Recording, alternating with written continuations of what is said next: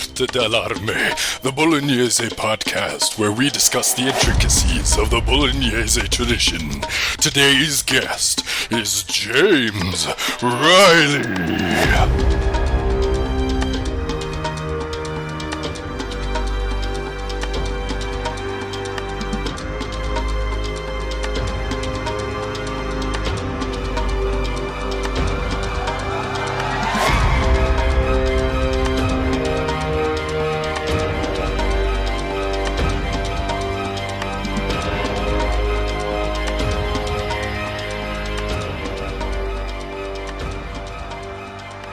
Today's guest is James Reilly. James, welcome to the podcast. Hey. Hey. How you doing, buddy? Doing well, thank you. Yeah, James is one of my favorite fencing people. He's an astute practitioner. He's also one of, in my opinion, the most deserving of respect in terms of the way that he views Western martial arts. And it's a real honor to have you on the podcast, James. Thank you. Thank you very much. It's an honor to be here. And I share your sentiment. He's also the most humble.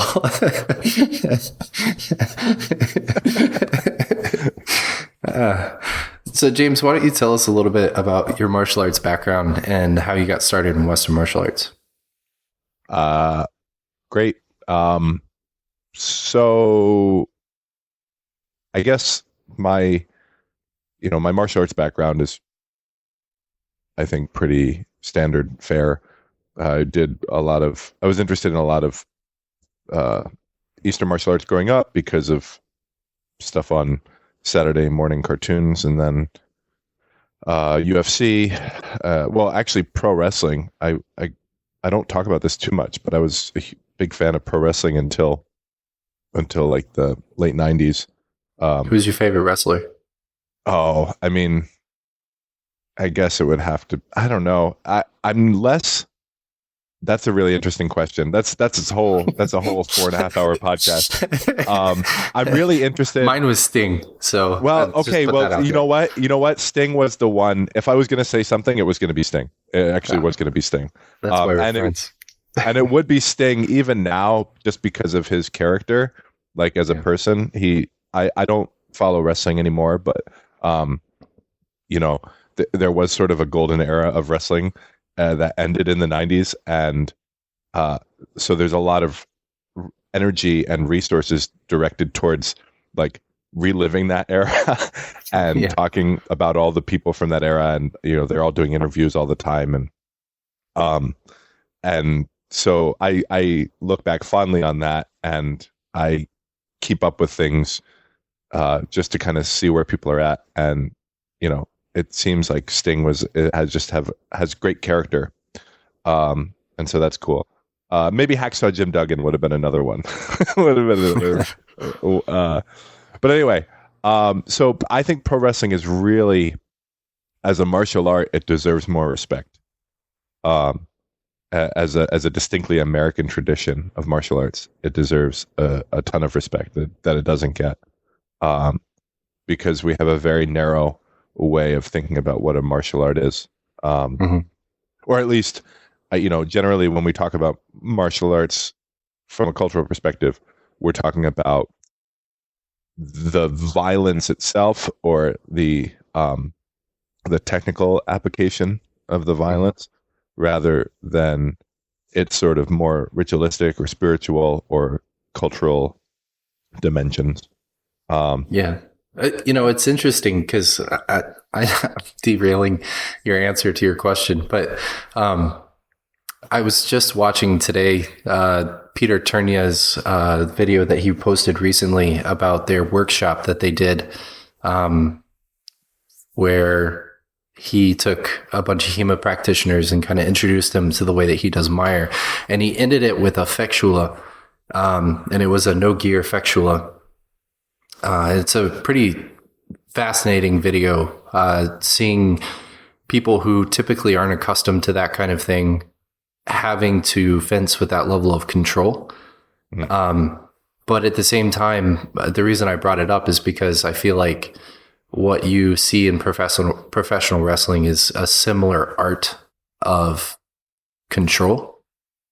Yeah, without question. Would you agree with that? Without question, yeah. Yeah. And there are several dimensions of skill beyond just that. That if we think about the martial arts as sort of a way of orienting ourselves towards some holistic good life, right? Then what we're really saying is that there are a number of aspects of our lives that deserve the attention of methodical development, right? Like, I don't believe that there's an ultimate version of ourselves that we can ever attain, but what we can do is we can like better ourselves on a regular basis, right? And I think that's what a lot of us are trying to do, and that could be, that could be a more short-term or a more long-term goal, right? So sometimes participating in a group activity is spiritually fulfilling in the present, right? And so the way in which we're being fulfilled is not sort of it's not sort of with the ambition of becoming some better version of ourselves, but it's making ourselves whole in the moment, right? So but that's still, that's 6 of one, half dozen of the other. It's just it's the difference is when the betterment happens, right? Like the betterment can happen now, or it could be in the future. But I think at the end of the day, so really what I'm saying is people who say, well, I don't do it to be better as a person or as a fencer, I do it just for fun, right? And what I would say to that is, well, I still think I think that's what you're doing, right? You're still bettering yourself. You're fulfilling your needs, your emotional, spiritual, physical needs in the moment, and you're actualizing that fulfillment in the moment. But it's still the same. But it's still the same process. Yeah. The only reason I started to giggle at the beginning of your answers because we just started this out with you disagreeing with Aristotle. Yeah. Well. Yeah. Well, I wouldn't say that either. I think what I'm more disagreeing with is Platonic sense of the good life. I do believe in virtue. And I do believe in the reality of virtue. So, but we can get into that later. Anyway, okay. So let's see how we can bring this back. So talking about professional wrestling as a way in which we can either participate in a community of practice, which is immediately fulfilling, right? For whatever reason, be it fun or community or whatever. Or we can say, okay, that's a practice in which we can focus our attention on the development of a variety of other skills, other abilities, other aspects of our lives that we can be more or less effective at in terms of our behavior or in terms of actualizing our goals, right? And so like the people who do professional wrestling have incredibly dialed in versions of lots of skills that we would all like probably aspire to have, ceteris paribus. It's just not the game, right? And that's right. That's what people it's not the contest, right? That's what people want to believe that martial arts has to be. It has to be a real contest in order for it to be regarded as being real. But and so because of that, we look at professional wrestling as more of a show or more of entertainment than it is martial arts. But it's like, well, I don't know, man. Like, I see what those guys do, and they're way more effective at lots of things that we would benefit from as people who compete in the contest than a lot of us are who go to class every 3 times a week and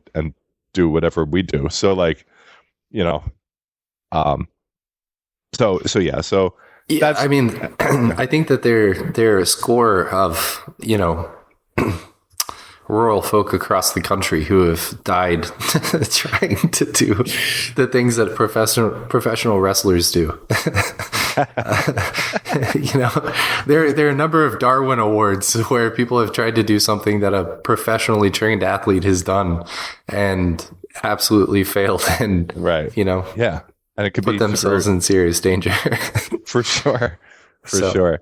All right. So anyway, then after I learned that it was wrong to like professional wrestling, I got into boxing and mixed martial arts and did that for a while. And I continued to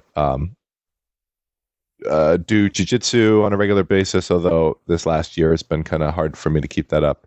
And I train boxing and things like that, but I don't spar. But yeah, then I got into swordsmanship because of Robin Hood, Prince of Thieves, and Willow, and Braveheart, and all the rest of the movies that we all watched growing up. Mm-hmm. When we after we turned Sting off, we put on our VHS copy of Willow. And I remember in 2007, I was in the Navy, and it was 2007. I was in the Navy, and I knew that I wanted to get into fencing because I wanted to be a swordsman. I've wanted to be a swordsman my whole life. But there was no avenue, and I was an adult at that point, and I thought I was trying to think of ways that I could incorporate fencing into my life. And I looked at Olympic fencing, and I was like, all right, I'm going to do this. And I was totally bought in and emotionally, spiritually sold on it. And then I watched videos of the Olympics, and I'm like, I couldn't make it for 30 seconds. Like, this is terrible. Like, this doesn't look like what I want sword fighting to be at all. And so then I looked at kendo. My father-in-law is a kendoka, or was a kendoka. And I was interested in taking that up, but there was just nothing around me for me to do that. But then I was looking at other ways that I could practice fencing, and I saw on Wikipedia, of all places, this idea of historical fencing. I was like, reading the Wikipedia article, like, that's it. That's what I want to do. But then there were no other resources in 2007. Or they were, but it was like Sword Forum International, and I didn't have access to that really.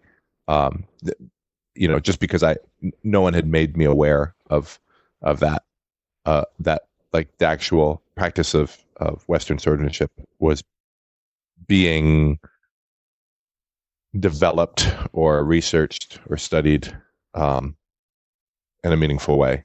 And then 2009 came around, and I saw the movie Reclaiming the Blade on Netflix. It was just it was one of the first movies that was available for streaming. And I watched that movie, and it broke my brain. It was like, that's it. That's the thing. That's what I've been looking for. And now I had a little bit of like a few tools to start looking online for more specific things, right? Which is what got me into the community. So 2009, I like immediately dropped $600 on some wooden swords and some faux protection and Toblers fighting with the German longsword. Nice. Right. And so I think November 10th, I still have the Amazon order. November 10th, 2009 is my HEMA birthday, because it's the day that I bought Toblers fighting with the German longsword. That's awesome. Yeah, I don't know what my HEMA birthday is. Everybody asks me how long I've been doing this, and I can't figure it out. But well, I should go back and look at my Amazon orders, I guess. That's a good way. Do you remember what like the first thing you did was? Well, yeah. I mean, like mine, I was researching and writing a book about the Boeotian general Epaminondas and studying military history, and I was doing a little bit of ancestry research and looking into the German ancestry of my family, and they were from Württemberg, and I was reading the profile of Eberhard Heimbart, and I came across a mention of a sword master named Talhofer. And I think that's what kind of led me down that road. And then from there, I also looked into Olympic fencing. There's a fencing school like less than a block away from my house. And then I found TSG. And then that's kind of how things evolved. Mm-hmm. So, yeah. Yeah. I should also say that at this point, I've not only have I gotten over my disdain for professional wrestling and people who enjoy it, but also my disdain for Olympic fencing. I think Olympic fencing is great, and I think people should do it, and I think that it will make you a better person and a better swordsman if you practice Olympic fencing regularly. But at the time, right? The time, what Reclaiming the Blade gave me was something. Well, I mean, that was something that was very particularly cultivated for me. So, like, I think back at what Jake Norwood was trying to do. You know, Jake Norwood and the rest of the cohort from the Scott Brown and the Arma Schism, the early HEMA Alliance, right? So I joined the HEMA Alliance the first year that it was conceived, and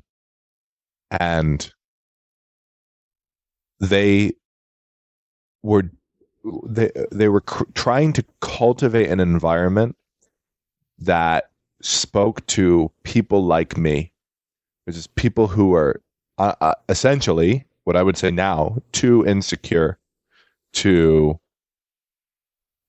view martial arts in any other way than the practice, the contest, the technical abilities, the violence, right? I needed it to be you're wearing sports gear, something that resembled physical culture and modern culture, sports culture in America, right?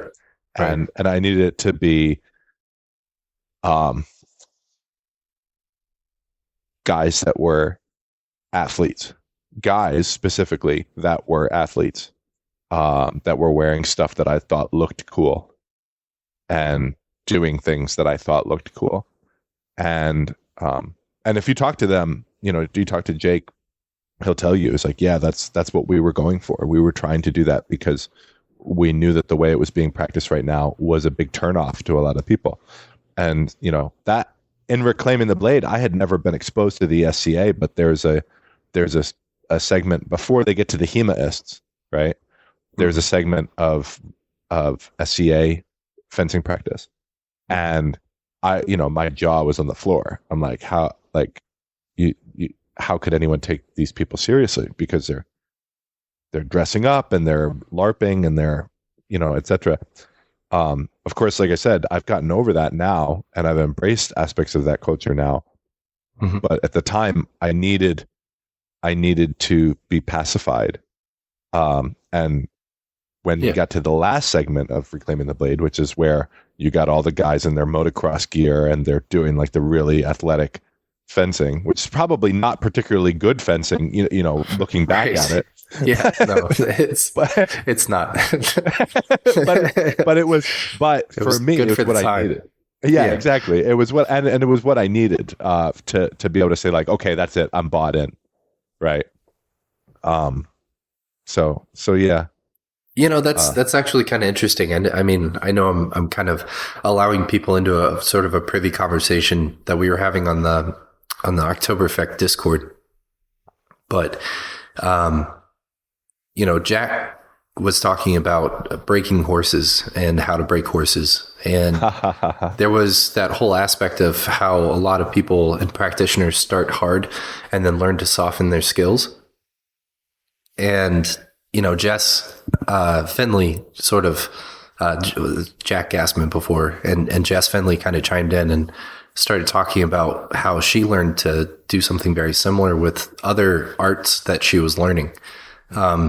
And it's interesting because it's almost like what you're explaining is this softening of this hardness that you came in with, where you came in with this hardness of an attitude of sort of, I don't know, like a masculine or fulfillment of a role. And then it softened once you started to realize the sort of the nuance and the depth of the art, which I think is really fascinating. I think that there's a way in which that's just true about being human, right? So like, so when we, whatever you want to call it, the Dunning-Kruger effect, or just like when we start with limited knowledge, it's hard to see the holes in the pronouncements that we make, right? So like as people become exposed to more and more variation, right, more and more phenomena that that sort of falsifies the truths of the world that we believe in, right, then we have to sort of make our pronouncements account for more of that phenomena, and what that ends up doing, is it either makes our pronouncements less elegant, right, or not less elegant, they're sufficiently elegant, but less concise initially, right? It's like it's like, I said this about the world, this is true, and then it's like, well, it's clearly not, because what if I do this? It's like, oh, okay, got it. So then it's like, so then how do we make our statement account for more? Well, one way of doing that is like, this is a true thing about the world unless someone does this or whatever, right? But what we're aiming towards is like, no, we just have to say this is true about the world a little differently, in a way that accounts for the thing that you demonstrated to me. And that's sort of the process, right? Like I think just like having you say that to me speaks a lot of things, or it speaks a lot towards your maturity and your ability to, look back at your history with wisdom and insight, which I think is actually really important. There are a number of HEMA practitioners that still haven't gotten past that. Yeah, I mean, and I'm not even sure that I've completely gotten past it. Sure, yeah, but you're aware of it, and that's being aware of that is in and of itself a step of growth. Is developing the awareness, and then if you really feel like there's something that you need to attain from something, for example, sport fencing. We give sport fencing a hard time all the time on here. But then again, I had a conversation with Martin Fabian, and, Martin inherently is one of the most sportified, but at the same time, like very textual and martial fencers that you can possibly imagine. And somebody made a comment regarding the questions that I was asking him in the lead up in that conversation. And they were like, it sounds like your expectation of who Martin is didn't meet the reality. And I was like, no, that's not inherently true. It's just what I value and what I think Martin does is different than the totality of who he is as a fencer. It's not that, because I don't think anybody could look at Martin Fabian and say that he is not an ardent scholar in a lot of ways. Yeah. And to me, that embodies the HEMA mindset of being a scholar, but being an athlete, and also sort of trying to triangulate your study and your practice, however you need to do it. And that was, I think, always Jake's vision as well. And what I value and what I see in Martin is more of that scholarly aspect. I look at, and the balance of being a scholar and an athlete at the same time. Yeah. So I don't think that he defied my expectations. I think he actually fulfilled them in a lot of ways. Well, what I was going to say is I think when we think about fencers who approach it, I mean, people who have integrated a lot of aspects of the Olympic, the MOF fencing tradition into their own fencing practice in a HEMA, lowercase HEMA framework, right? It's like, what do you value? What do you value? Do you value the fencing, your ability to fence, right?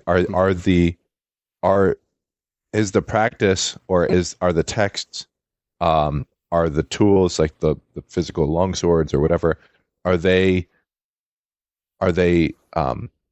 ways in which you can enhance your ability to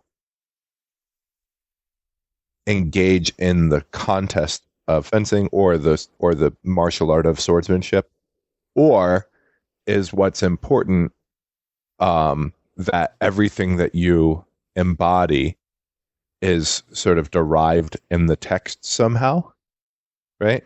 And I think, for me, that's the difference, right? For me, I'm much more aligned with Martin's approach, which is to say that fencing is an art, it's a personal art, and it exists in a contemporary time, right? It exists in its modern context, or in its own temporal context, right? And it's all of the aspects of the person's life and their wisdom and their art, their judgment, their growing, that contribute to the output of fencing expression in an exchange, right? In a fencing bout between them and someone else. And, obviously Martin is read, right? He's well read in the text and in the tradition of fencing that he studies, the historical KDF tradition of fencing that he studies. And he can show you how he thinks about what the text is saying. But he's also very well developed in very specific aspects of modern Olympic fencing that he can point directly towards, right? If you were to say, where does this come from? He could say, well, this is the way that they do it in this practice. And that doesn't mean, if we have to fetishize historical, then, it doesn't, just because you got something from somewhere else, just because I don't actually think you can get something completely from the text. Like, I just don't believe that, right? I appreciate that people take that approach. I appreciate that they go to great lengths to sort of limit themselves or isolate themselves from all of their experience outside of their analysis of the text to try and come up with something that is coherent and justifiable, just based purely on the text itself or the cultural context of the text, within which the text was embedded. But it's still a BS expression, right? There's no way that you can take out the things about you that make your analysis unique. Yeah. Well, I mean, if there was no way to do that, then basically there would be absolutely no point to read different authors, right? Right. Yeah. No, I couldn't. I mean, because every text that you read, whether you're reading, the glosses of the Gesellschaft Liechtenauer, or you're reading, Marazzo versus Manciolino, you still have to rectify what it is that you're doing with the individual experience from that one specific person. I always talk about the difference with my students between Marazzo and Manciolino. Manciolino, he's the kind of person that prefers defense above all else. Like, that's his artful fencing. And Marazzo is the kind of person who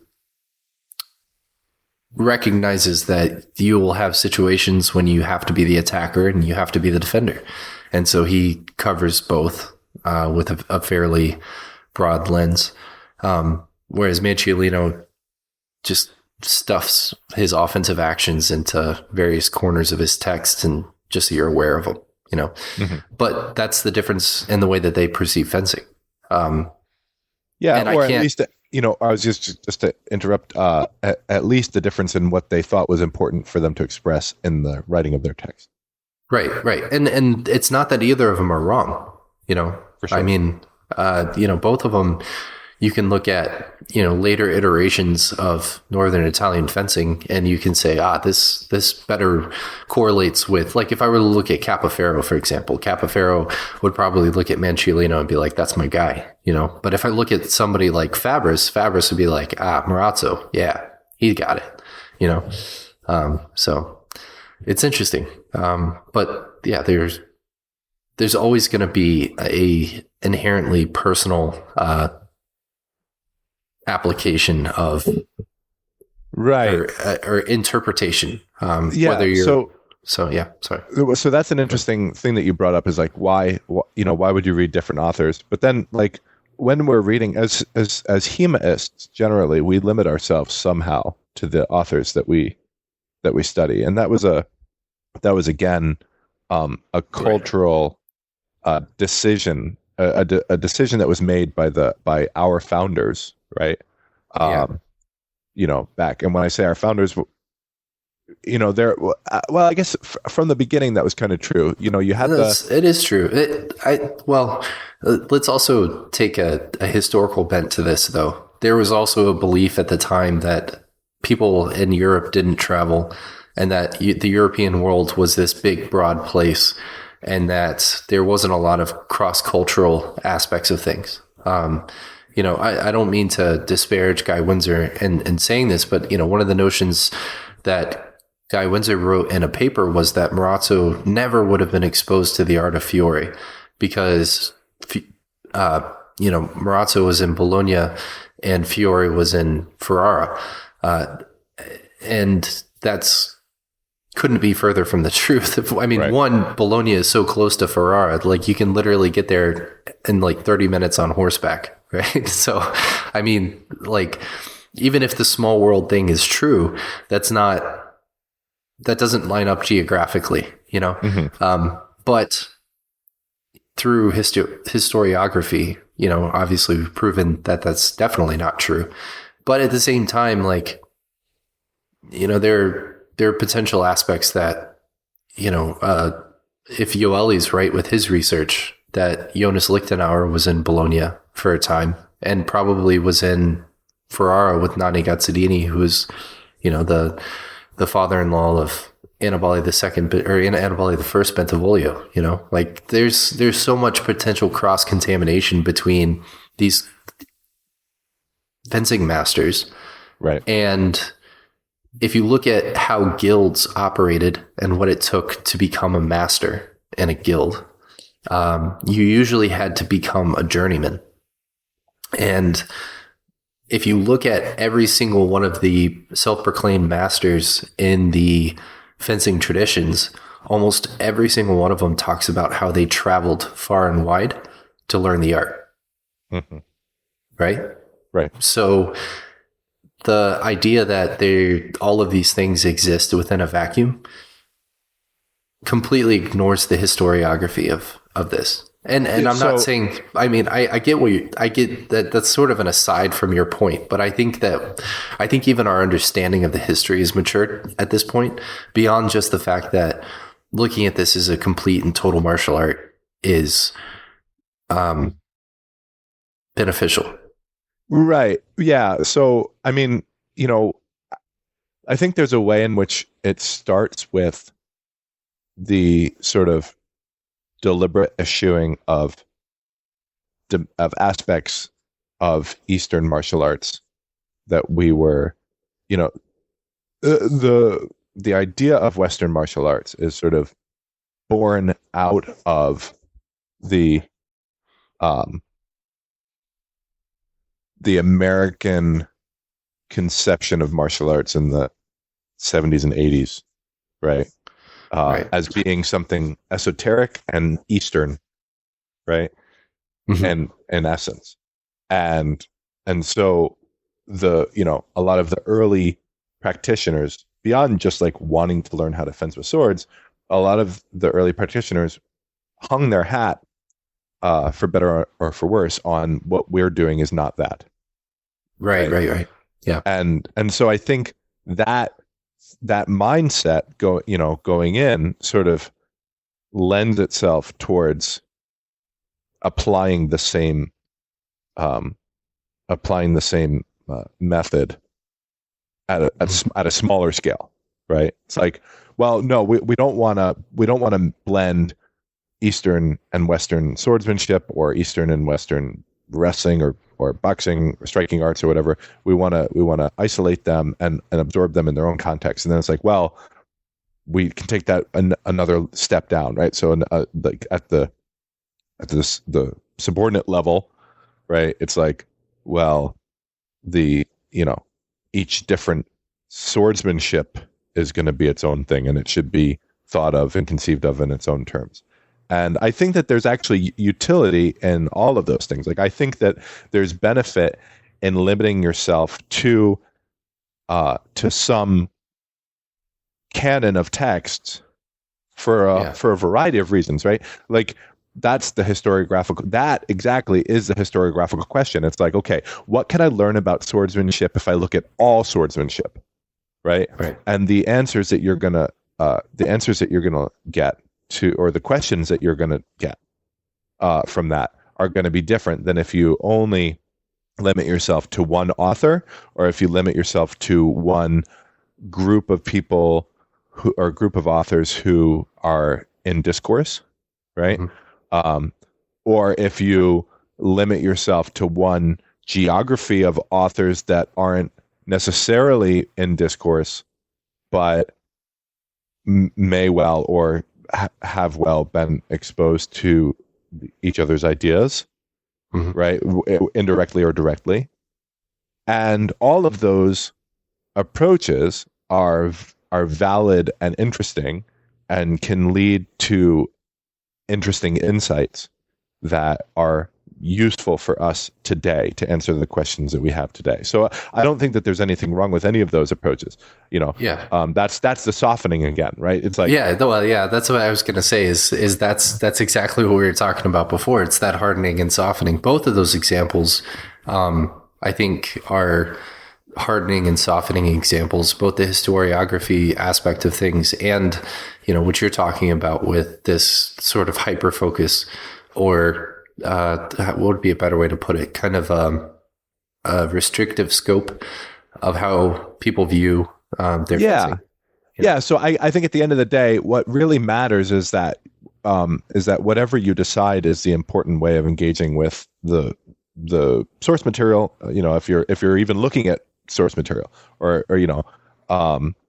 the art or the practice, that you just know what you're doing, and that you mm-hmm. can justify it, at least to yourself, right? Like, there is no test, there is no rubric that says like what's a good approach, what's a bad approach, and I'm going to evaluate your approach and determine whether or not you're doing this well or poorly. At the end of the day, we're just all doing what we can, and we're making decisions about what that is. And as long as we're honest with ourselves about what the decisions that we're making are, and why we're making those decisions, and what the value of limiting our scope to whatever extent we're going to do that. Because at the end of the day, we're necessarily limiting our scope. Even people who are only practicing swordsmanship are practicing swordsmanship, right? They're not practicing underwater basket weaving. Right. So it's like, what I wasn't going to say is they're not practicing wrestling, because lots of people do the swordsmanship and the wrestling, and they call that one thing. But I don't know of anybody who does swordsmanship and underwater basket weaving. Although the SCA, there are lots of people who do swordsmanship and basket weaving and call that a thing. Right. So you know what I mean? So at the end of the day, it's just how you draw the lines around what you do, because by necessity, that's something that we have to do.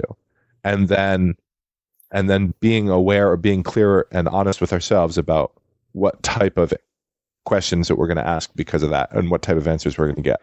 You know what I find really interesting? I feel like most of the more mature people who have, and I mean that more in terms of like their longevity. Yeah, people who have experience, like the breadth of experience within the practice of HEMA.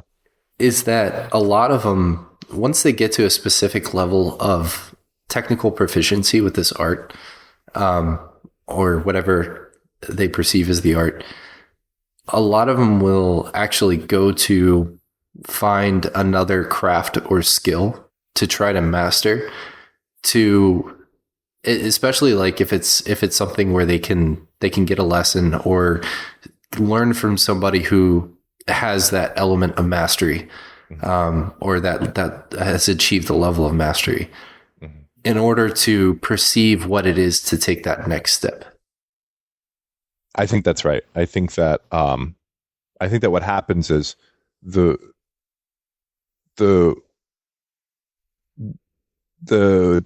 domain of practice that we experience, right, is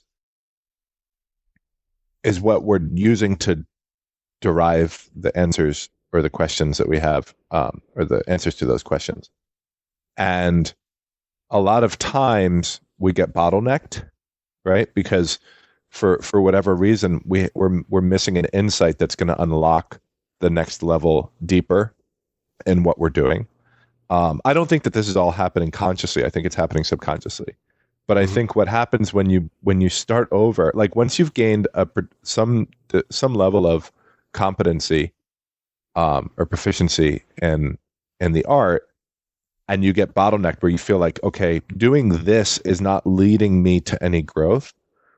I think we all have it within us to want to put ourselves in a domain where we're not as comfortable with all of the phenomena that we're going to encounter, so we can feel like we're learning again. Right. Now, the truth is there's an infinite amount of breadth in any domain, and an infinite amount of depth in any domain. So let me take that back. There is not an infinite, I would say there is not an infinite amount of breadth, but there is an infinite amount of depth in any domain. And so there's always some new thing to learn, regardless of how well you think you know something. Right. But it's hard to find ways to unlock that if you're constantly engaged with things that you already feel like you understand.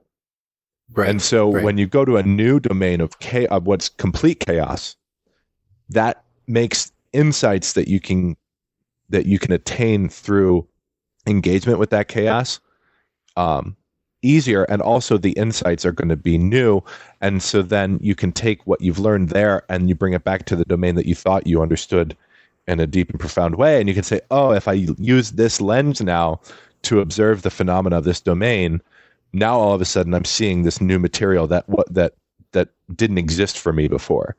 And so I think that that's the mechanism. Like I said, I don't think it happens consciously necessarily, although I definitely know that a lot of people deliberately take that approach. It's certainly what I have done in my life.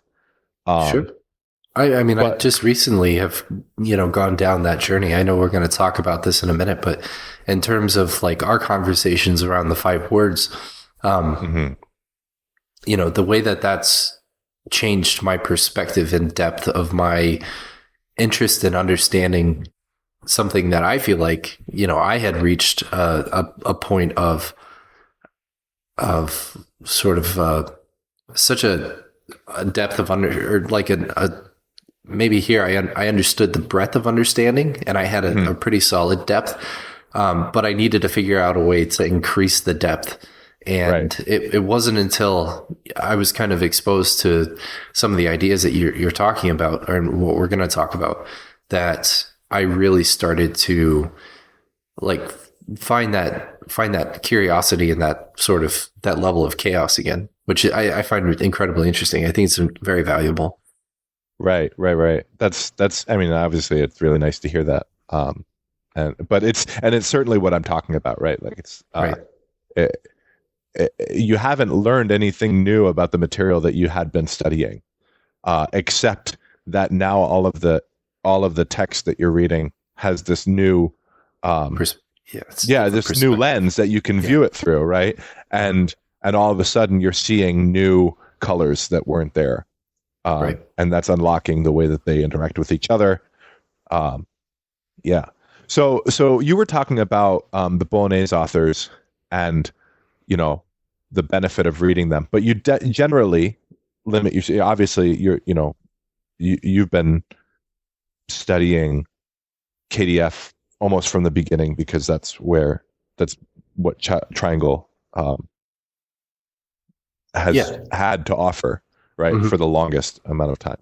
But eventually you decided that you're going to embed yourself within this tradition of Bolognese swordsmanship, right? Which is just saying that you're going to limit yourself in terms of the scope of material, right?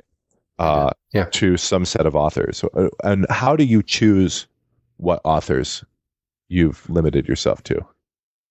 So from my perspective, I was doing both Bolognese fencing, because we started our Bolognese program. Our head instructor for our Bolognese program is Chris Nolan. And I was studying with Chris, and then I was also doing KDF at the same time under one of Ben's senior students, Ben Strickling. And it got to a point where I was probably about a year, maybe a year and a half in, and I had a conversation with Chris, and he said, it might be beneficial for your practice if you choose a path and follow it and stick to one path for a while to become really technically proficient in that path before you branch out and sort of try to take this from more of a, more of like a broad scope lens, looking at multiple ways of thinking about this.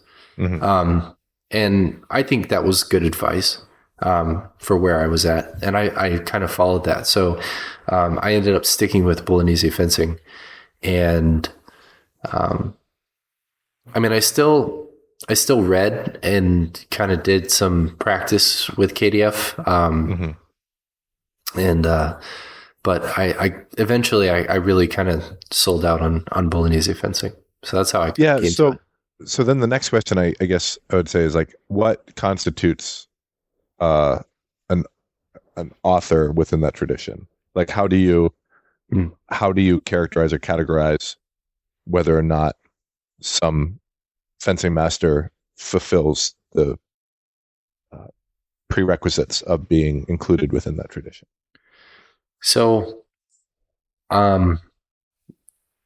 without getting too far in depth in the history of it, the way that I typically will break down, so like with the Bolognese authors, there are five key authors, right? You've got Vigiani, Dalla Gocchia, Marazzo, Manciolino, and then the anonymous Bolognese.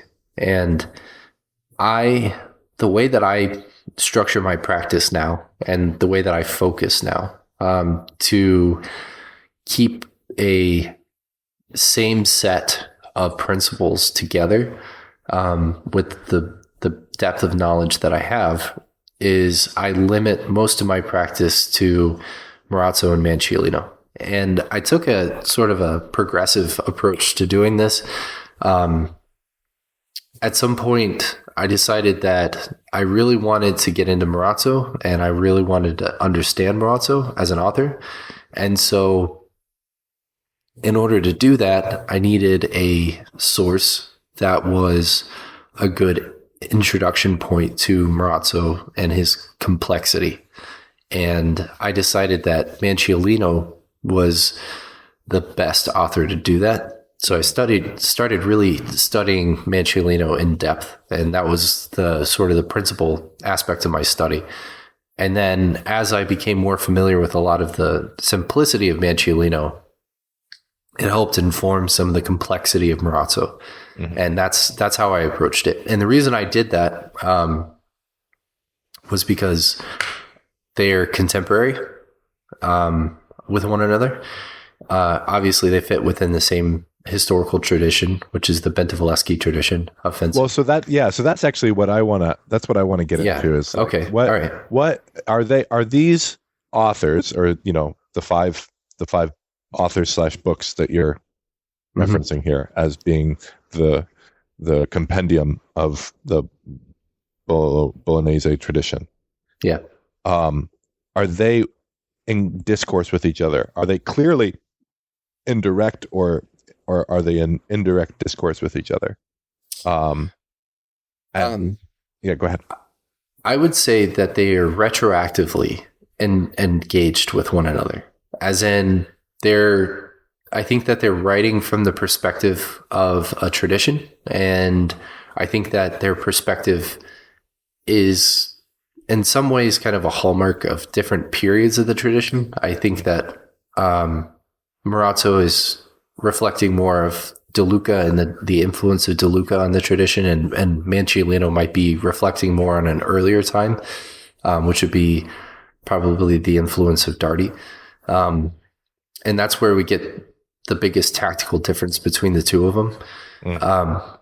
And I think that's okay, but I think that because they're still working within the framework of an established tradition, they're using similar language, similar tactical devices and things like that, that they kind of build a pretty solid foundation. And the reason why I don't typically look at later authors is because I feel like they're kind of giving different expressions of the tradition. So while I think that there's some really interesting and key aspects, and there are times that the different authors will take a moment to explain things that are incredibly important for understanding the depth of Bolognese fencing. For example, Viggiani is really kind of the Rosetta Stone of Bolognese fencing, is because he doesn't explain it, because he does explain it. He doesn't show you various plays and expect you to understand the tactics and the things that are happening. He explains in great depth why those things matter and why you're doing what you're doing. And if you look at it from a framework, if you look at the rest of the tradition from a framework of Viggiani, almost as somebody who's writing in the past as a reflection on the thing that he inherited, I think it's a really fascinating exercise. Funny. I guess there's a way in which Viggiani is the 3227A of the Bolo canon. Yeah. I mean, that's kind of it. I mean, it really is. And of course, he's also taking a very Aristotelian approach to things. Right. Yeah. There are several parallels. But whereas like the Anonimo Bolognese, he, whoever they are, it could be a she, the person who wrote the Anonymous Bolognese, we don't really know anything about them, because they're anonymous, so it's this weird outlier. And it's one of those things where if it looks like a fish and it smells like a fish, you just kind of assume it's a fish. And it has all the hallmarks of something that should fit within this tradition. So we just kind of throw it in there. And by all means and measures, it really does. But when I look at an author like Dalla Gocchie, who's writing later, there are some variations and changes to the way that he approaches things mechanically, the way that he structures guards. And he's very, very honest about it. He's very open about the fact that he's modifying the fencing to the fencing of his age, right? He's personalizing it, like what we were talking about earlier. And so when I look at what Dalla Gocchie is doing, I think that there are incredibly important aspects of what Dalla Gocchie is saying. Tactical things. He explains a number of things very well. Tempo, for example, and the tempos of attack. He explains provocation really well. His tactical mindset and paradigm fits really well within the same framework as Manciolino. And it fits with what Viggiani is saying, which is interesting. But at the same time, he also because he has a different personal perspective on what it is that he's trying to convey, it doesn't quite fit fully with what I see in Marazzo and Manciolino. And so I think that there's a utilization for Delagogue, and I think that he's important to read and understand. But he doesn't, I find that, when it comes to studying the art and the practice from where I'm at right now in terms of depth, I haven't quite gotten to a level where I feel like he's an author that I want to commit to memory for the sake of plays and actions. Because I still haven't quite fully developed my understanding of the depth and the grasp of Marazzo and Manciolino. So I haven't quite gotten there yet. I think that's good, right? So for me, like, I'm thinking about technical language, right? Like, authors, or fencing masters that are clearly working from the same material, or speaking, not just having access to the same material, right? Like, but also having a intellectual framework that lines up, a conceptual framework that lines up, right?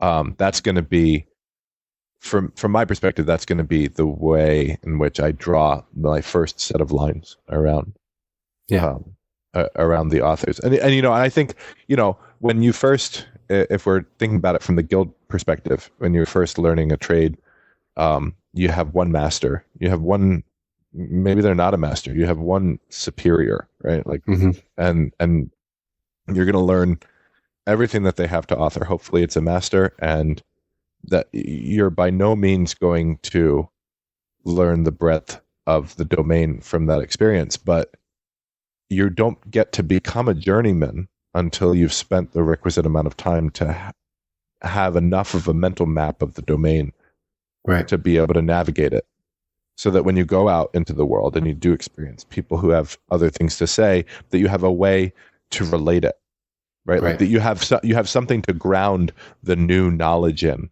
right? Because just saying some words to you is really irrelevant, right? Like, what makes the words that I say meaningful to you is what you have, the mental map that you've already come into the conversation with.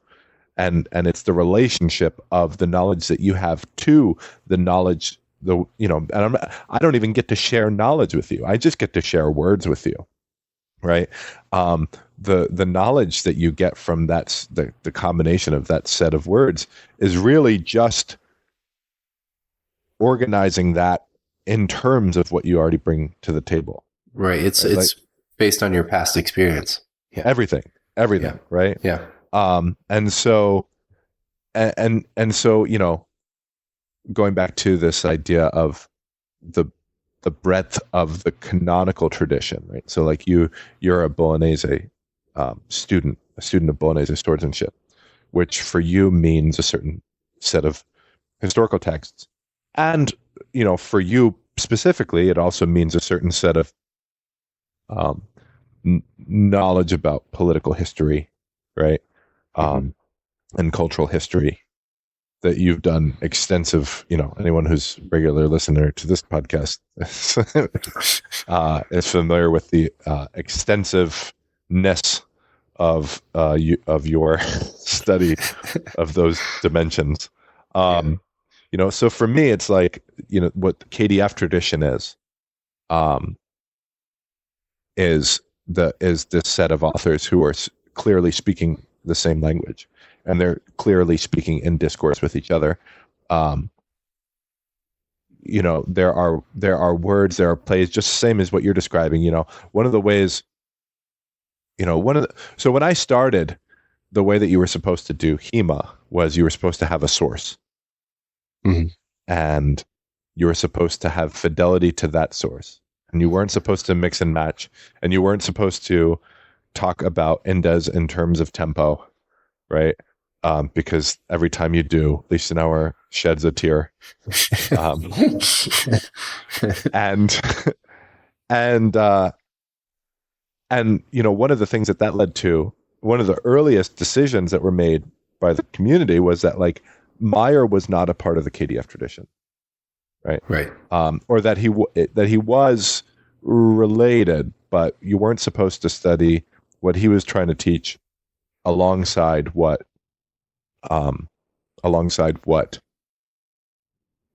the authors that were writing glosses or commentaries on the Zettel were trying to teach. Even though Meyer himself incorporated the Zettel, specifically, like literally incorporated the Zettel in his work, but also, more importantly, had written plays in the GB that were word for word, line for line, right out of the glosses, right? Right. And so, and so for me, I had basically I'd stumbled into studying Meyer and early KDF accidentally, because my own HEMA was sort of focused on studying the glosses that eventually the glosses that Chidester had put together in the compendium, in the Liechtenauer compendium, which is still available as a PDF file, probably hosted on Roar, which I think is maybe the single most valuable tool, or certainly it was the single most valuable tool for me in my study of fencing. But then also, I live an hour and a half away from Chris Van Slambrock, who is now the Hauptmann of the Meyer Freifechter Guild. And, before Mike Cartier passed away, rest in peace, Mike Cartier is one of the great men of HEMA and one of the founders of our movement. Chris was kind of the de facto Unterhauptmann, or, the guy in charge of everything, as Mike was just an anarchist and just wanted everybody to love Meyer. And so because I was so close to Chris, I was like learning all this Meyer stuff and listening to him talk about his perspective on historical fencing. And then I also have, Rob Rutherfoord here with me too, who's studying Meyer rapier. And so I'm getting all of this, but of course, Rob is studying swordsmanship. So the way that Chris is drawing his lines is it's Meyer. Everything is about Meyer. It's all about the cultural context of Meyer. It's the text of Meyer. It's the books that are written about the period in which Meyer was, in which he lived, the geography in which he lived, and then you have Rob, who's studying swordsmanship, generally Western swordsmanship, but also like everything about any kind of swordsmanship ever, right? That's his, those are the lines that he draws. And then I was nominally a KDF guy, an early, quote unquote, early KDF guy, but then I couldn't help but be interested in what these other guys have to say, and I couldn't help but allow that to influence my own approach. And so what I ended up doing was I ended up deciding that it was okay, in the face of being told that it wasn't, it was okay to study Meyer alongside early KDF. And really at some point I just did away with the distinction, right? Like, because, I think what I decided was that there was no reason to treat Meyer any differently than two authors that were supposedly contemporary or whatever, of the early KDF tradition. Like, they weren't. Like, we know when these things were written, and we know that there were differences in what they said. And, if we look at 3227A as being a part of the tradition, and then we say, well, the Goliath Fecht book was written in the early 1500s, right? So like, yeah, that's 100 plus years apart, depending on when you date 3227A. And and like 1530 is 50 years apart from Meyer, and Meyer had Ringek. And yeah, he was looking at other things for sure. He was clearly looking at Parnfight, and he was looking at Marazzo, or we have lots of reason to believe that, right? Yeah, I mean, he lifted his pictures. No, he lifted his pictures. Totally, he was looking at Marazzo. Yeah, it's kind of unquestionable at this point. Now that we have the 1560 or whatever it was. Yeah, it's on. Yeah, yeah, right. Exactly. And so, like, for me, it was like, well, I felt like, you know what? A lot of these lines seem to have been drawn arbitrarily. And I don't think that there's anything wrong with choosing the boundaries of the domain of your study. Right. But I do take issue with the idea that there's a sort of there needs to be a uniform version of that, or that there is an ultimate way, or there is the correct way of drawing those lines. Yeah. And so for me, I just decided that I wasn't going to limit myself that way, that I was going to draw my lines based on basically anyone who is using the same, what read to me as the same intellectual framework, which was invaluable to my own study, because if I hadn't done that, then I wouldn't have been able to apply ideas that Meyer made explicitly clear back to the technical canon of the RDL.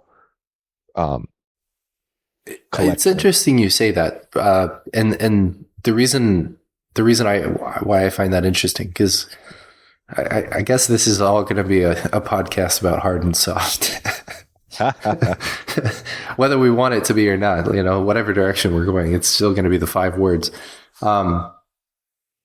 Even my approach, what I was talking about with this sort of looking at a framework of Marazzo and Manciolino, it in a way, as I've come to understand this better, and I've increased my depth of knowledge, especially when I wrote my article on tempo, I quickly began to realize that Marazzo is the outlier, and that there's more of a direct line between Manciolino, Viggiani, and Dalla Gocchia for the way that they perceive fencing, because they actually have the same tactical framework laid out very clearly in all three. And in that way, I think that it's kind of fascinating, because the more popular text that a lot of people really want to kind of get into, and my approach was so hard from the very beginning. I'm going to do early Bolognese stuff, and I had to, I've even my calcified, I'm doing early Bolognese stuff has been sort of softened a lot by just trying to understand a broader tactical concept better. And I think what you're saying in terms of, there are people who, probably have a very hardened approach in the terms of the way that they view KDF fencing versus Meyer and things like that, not wanting to see the two of them come together, either because of time. I think for a lot of people, it's that. I think, like you were talking about your sort of inherent biases coming into fencing. And I think for them too, I think there are a lot of people who come into this and they say to themselves, I just want to do medieval stuff. I'm only going to do early KDF because it's only medieval. I don't want to do anything from the Renaissance because, they don't understand the Renaissance.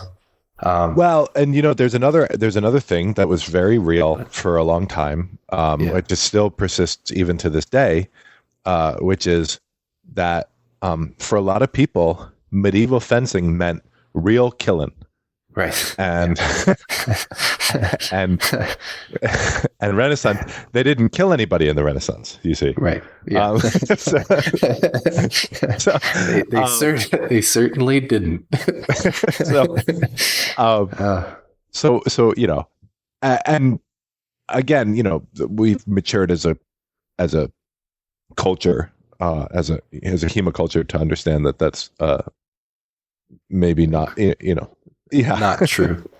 Yeah. Well, I mean, there's also, and this is an idea that's existed for so long too. Every author laments the death of the sword.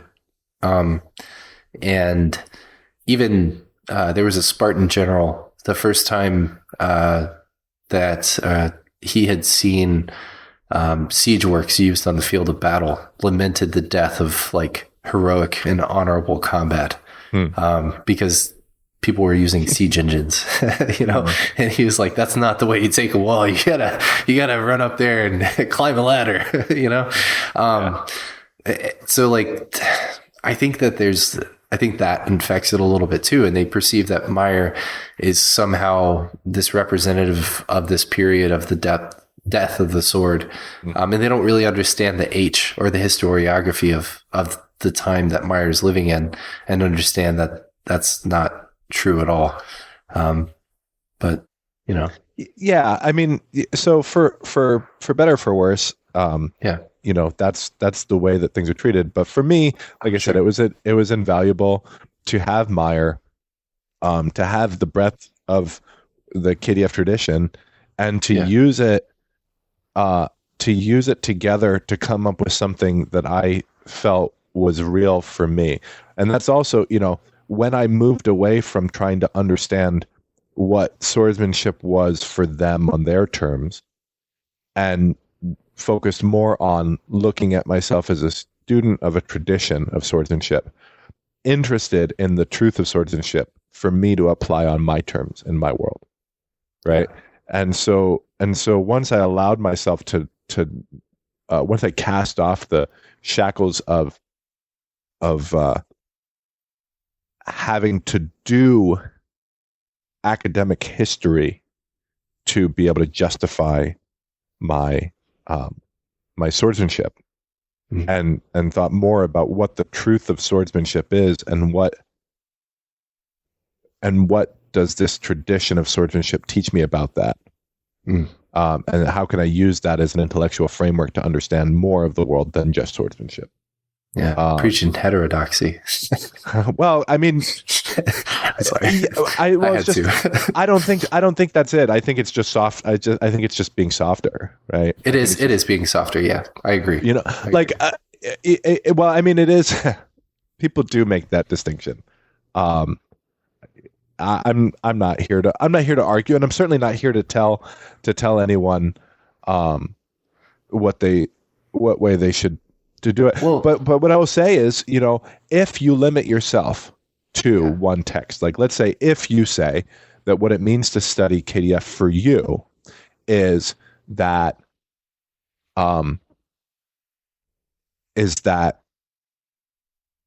what strong means is the physical strong of the sword. Right? Because because when you get to the question of strong, Danzig tells you strong means it's the physical strong of the sword, and there's nothing more than that. That's what he says. Right? Now, there are ways in which you read the rest of Danzig, and you see that it's incoherent if you take that bit of text at face value. Right? Like the rest of the text becomes incoherent in ways. Right. I'm sure you've seen people actually try to do that too. I would. I think that's the way. That's the way that the vast majority of people have done that, or not just have done it, but their perspective on what it means in a moment. Right. Like, so for instance, if the physical strong of the sword is all that strong means, right? Well, then when we say cut strongly into your opponent, all of a sudden, you know what I mean? Like, what? Yeah. So does that mean that I'm going to cut, but I'm not going to cut towards my opponent? I'm going to cut by lifting my hilt up into ox, and then I'm going to put my point in his face, right? That's what you get. You get a cut that's easily defeated by actions that are canonically described to defeat weak structures. Right, using the language of the text.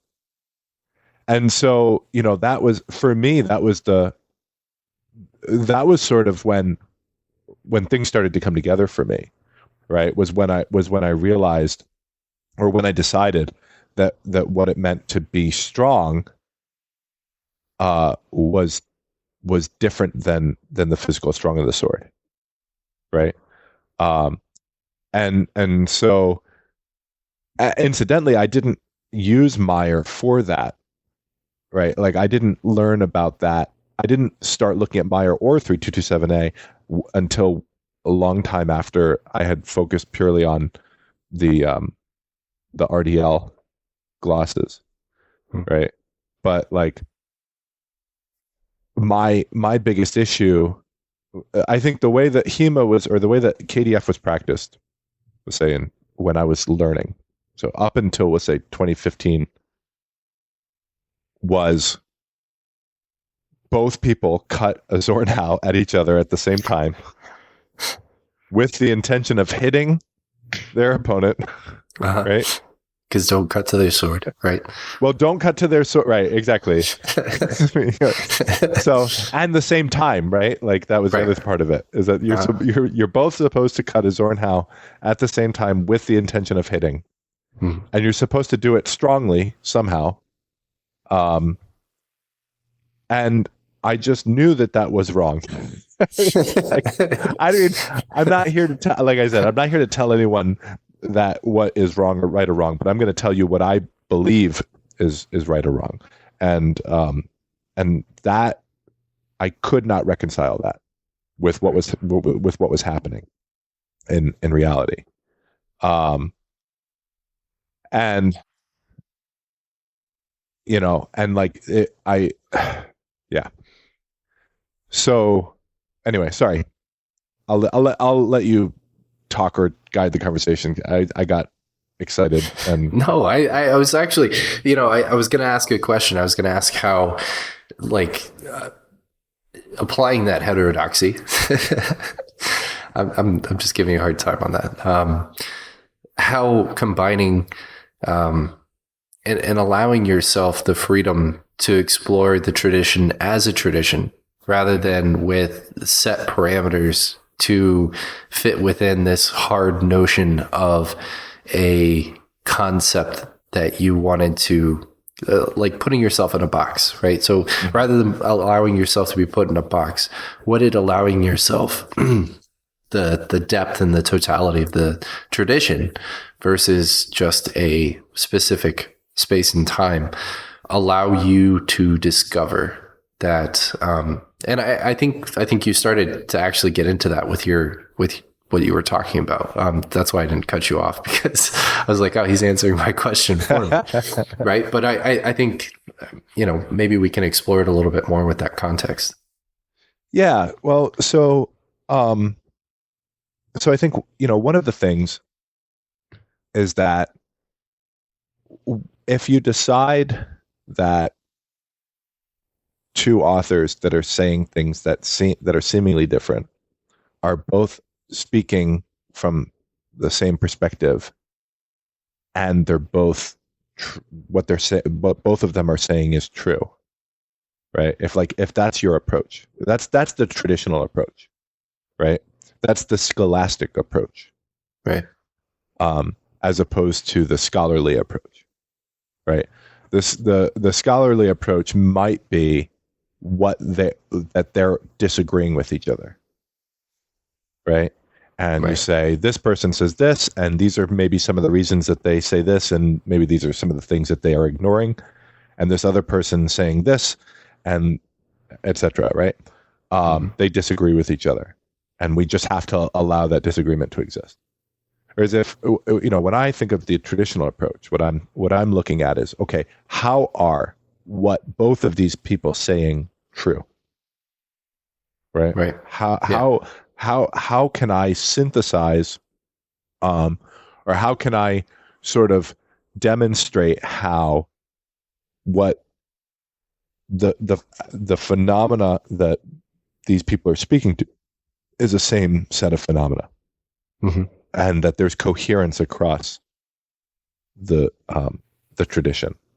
Can I interrupt you for just a second? Yeah, go for it. I actually think that there's a really interesting analogy here. And I think that in a lot of ways, I think we could probably serve to kind of think of HEMA in this context. There are kind of two ways to think about history, right? Like if you read Aristotle's Politics and you look at how he approaches talking about the different courses of history that a republic will follow, and some end in tyrants, some end in oligarchies, and he makes the argument that oligarchies are sort of the final form of most republics, and it's probably the best form, which people. The jury's out on that. Is that what you're saying? Well, the only way to tear it down from that point, his argument is through revolution. And then that revolution, typically when you overthrow oligarchies, a revolution will give birth to tyrants. So he argues that it's not worth it. Like, it's better to just let it assume that form and then just deal with it, which is interesting. That's my perception of what he's saying, right? But so there are kind of like two ways to think about it. Like Aristotle, when he's looking at sort of the rise and the sort of the evolution of political systems, he's looking at it from a framework of the why and the trying to understand and also kind of asking questions of if this is inevitable, what is the good, what is the bad? Sort of the metaphysical characteristics of it, right? Mm-hmm. Whereas if you look at political history from the perspective of a historian, a lot of times what you get is you're just outlining the facts, and that's right. And through the facts, you're trying to communicate everything strictly through facts without ever trying to perceive a narrative I think history has changed a little bit in the way that we perceive it, and the way that we focus on it. I think in general, historians in the academy have allowed themselves to be more explicitly value laden in their pronouncements, right? Correct. Right. They've recognized that it was a fool's errand to sort of paint this picture of objectivity in history. Right. But that being said, I'm sorry, continue your thought and then I'll comment on it. So I think this kind of speaks to what you were talking about between the difference between a scholar and scholasticism, and that there's a scholastic, more philosophical approach to the way to look at these things versus a more scholarly approach. And I think that the dichotomy and perhaps the reason for heterodoxy that we see in HEMA is because we have this split between those two forces. Mm-hmm. And there probably aren't as many people, I think, that are taking a scholastic approach versus a scholarly approach. I think that's so that's hard. That would be that's hard to say. And the reason I say that is because I think in general, the people that practice historical fencing in the most superficial way, right? So the people who are really just interested in community, or they're interested in hanging and banging, or they're just sort of interested in having a thing that they do that they can get better at over time, and that they have the discipline and commitment to keep up. Right. I think that those people are probably going to be more, their aim is going to be more in line with what I'm describing as the scholastic approach.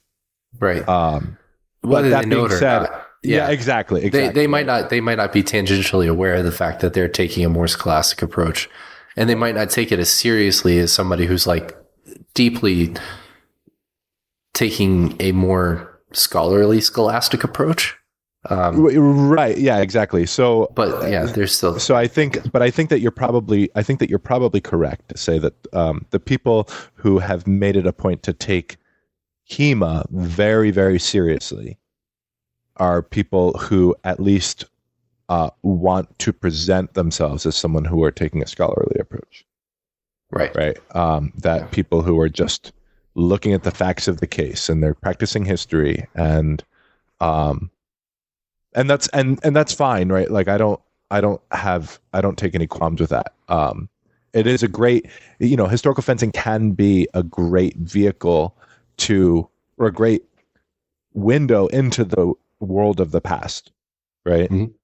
And practicing historical fencing that way is a great tool for us to have and explore the window and what we can see through that window.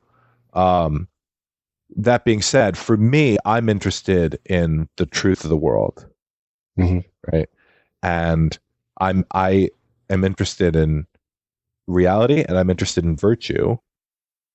And I think that those are that the practice of swordsmanship, the practice, any practice, particularly practices that are traditions, are ways in which throughout all of human history we've looked to cultivate virtue within ourselves, and to actualize greater and greater sense of the truth of the world. Well, I mean, isn't that kind of the core tenet of like the trivium and quadrivium, is that you are weaving all of these different pursuits? And isn't that how they would have perceived fencing? Yeah, there's definitely, I'm not going to go down this road, but I'll just say that there's definitely, if you wanted to quote unquote hang and bang over what the better version of HEMA would be, I'm prepared to have that argument. I'm just saying, like, I mean, from what you're explaining, I mean, it seems like taking a multifaceted approach and being able to like look at it from multiple lenses and understanding how to argue something from multiple different perspectives is, if anything, a very Renaissance mindset. Right. Yeah. Or even medieval. Medieval. Yeah. I mean, it doesn't have to. Yeah. It's not limited to. Well, so the Renaissance is tricky, right? Because the Renaissance is when everything is starting to change. Right. And it is. And so like there are ways in which there are ways in which armor, right, is a great analog for intellectualism. Right, is that the medieval intellectual? You can look at the Renaissance as being the height of the medieval intellectual, right? But then we also see that it's simultaneously being torn down as an institution. Right. Right. So like 1560s armor, where you've got plate on your butt, right? Yeah. you know what I'm saying? So yeah. So the Renaissance is tricky because a lot of, if we're talking about it in terms of the way that we're getting our content, our swordsmanship, textually, it's like Meyer or Fabris. I won't use Fabris as an example, but we'll say Meyer specifically. What he's giving you is a sort of like a taxonomy, right? Like a modern scientific or a proto-scientific approach to fencing, right? Where we're leaving behind the sort of more holistic and metaphysical approach to the Aristotelian approach to a more empirical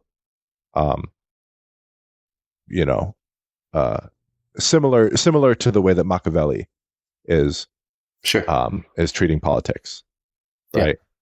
I was just thinking about Machiavelli the other day, and I was thinking to myself, I was thinking about the Prince. I was actually looking for, I was digging around on the interwebs looking for some information about the time that Machiavelli was tortured. He was flung like 6 or 7 times or something like that. And he makes this really hilarious joke about how he's more upset about the living conditions of the cell that he's in rather than being tortured. It's just such a, like, he was a funny guy. He had, one of his best friends was Arantino, and Arantino was known for being like, he was the Jon Stewart of the Renaissance. Like, he just went around and he just made fun of all these political figures and got himself in trouble a number of different times. And, was best friends with Giovanni della Bandinere, and Machiavelli was kind of in his wheelhouse too. And so they're like, these two crazy characters would just like throw these jokes back and forth in their letters, and they would just kind of joke about the times that they were living in. And it's really refreshing to kind of like humanize somebody that people tend to demonize in Machiavelli. But I think The Prince in and of itself is similar to, I think, what you would say with Meyer, and what I would think of with Dall'Agocchie, is what Machiavelli is doing is he is conceptualizing a lot of political necessities of the development of the Renaissance and really kind of the later medieval period into his own perspective of what he's perceiving for his modern time. And it comes out in The Prince. And a lot of people say this is, he's gotten so much shit throughout history. Some people will say that he's like the Antichrist and stuff like that when they read it, because it's such a brutalist and hard. He's speaking about hard truths, Right. And see, that's the funny thing is that, like, I don't get that at all. Like, when I read Machiavelli, I see a guy who is trying to be hyper analytical and proto-empirical. Yeah. Right. I mean, that's all he's doing.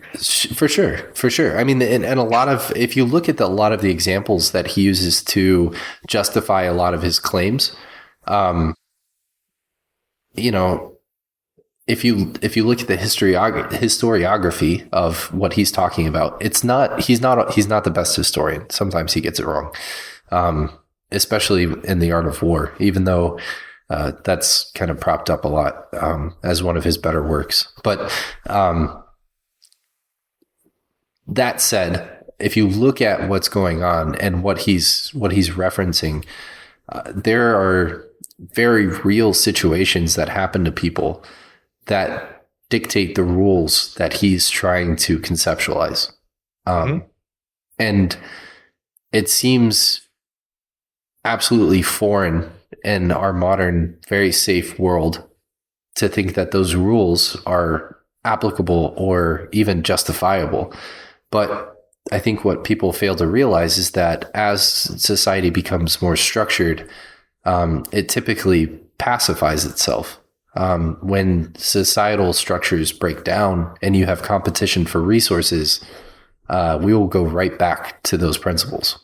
I mean, it's just, that's a necessity. No, I definitely think that he was speaking to the truth of the world for sure. Yeah. And I don't think that he was trying to be, I actually do believe that he endeavored to be a virtuous person and had an ideal of society that coheres generally to what we would all regard as at least a utilitarian version, a one that's generally stable, right? Yeah. where people can live fulfilled lives, right? Like I think that's what he was going for. The fact is that the time that he was writing was ridiculously volatile, right. And the facts of the case that he was speaking to were something that we would all regard as traumatic that we had to experience.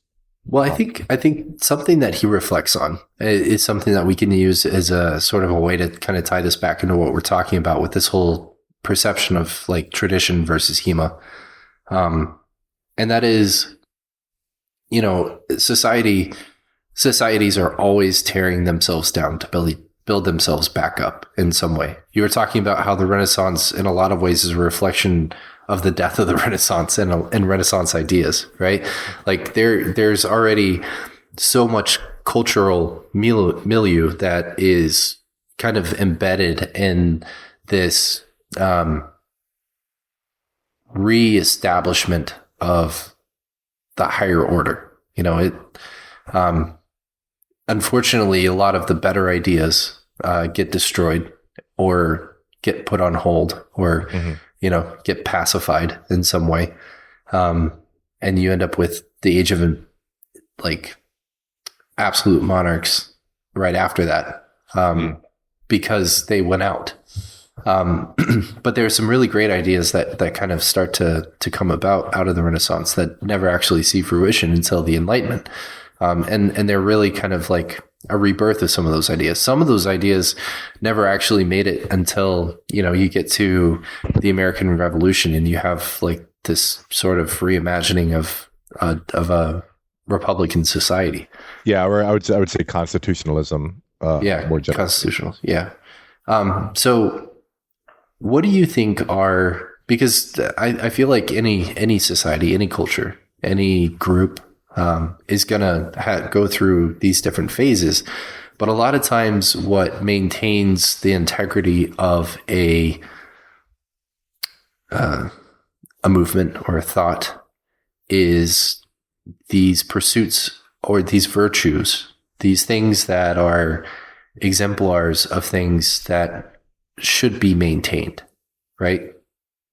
What would you say out of the KDF tradition are, or for what you perceive as the sort of the German fencing tradition, what do you think are the sort of the key virtues of the German fencing tradition that transit both Meyer and KDF? You might say, sort of transcend. Yeah, transcend. The whole of the, So so that gets back to this. For me, it's about strength, right? Like that's the most basic or the most fundamental, elemental piece of all of the KDF tradition, right? It's from strength that everything else in the tradition is derived, right? So we have to talk about what strength means, right? Because if you listen to Danzig, strength means it's literally nothing more than the physical strength of the. Well, it's not just mechanical. It's because me saying it's nothing more than the physical strong of the sword is not even all of what mechanical is, right? Right. Because there's something there. So really it's like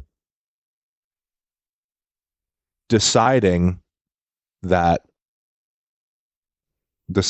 I decided that strength meant something different, it opened up all of KDF to me.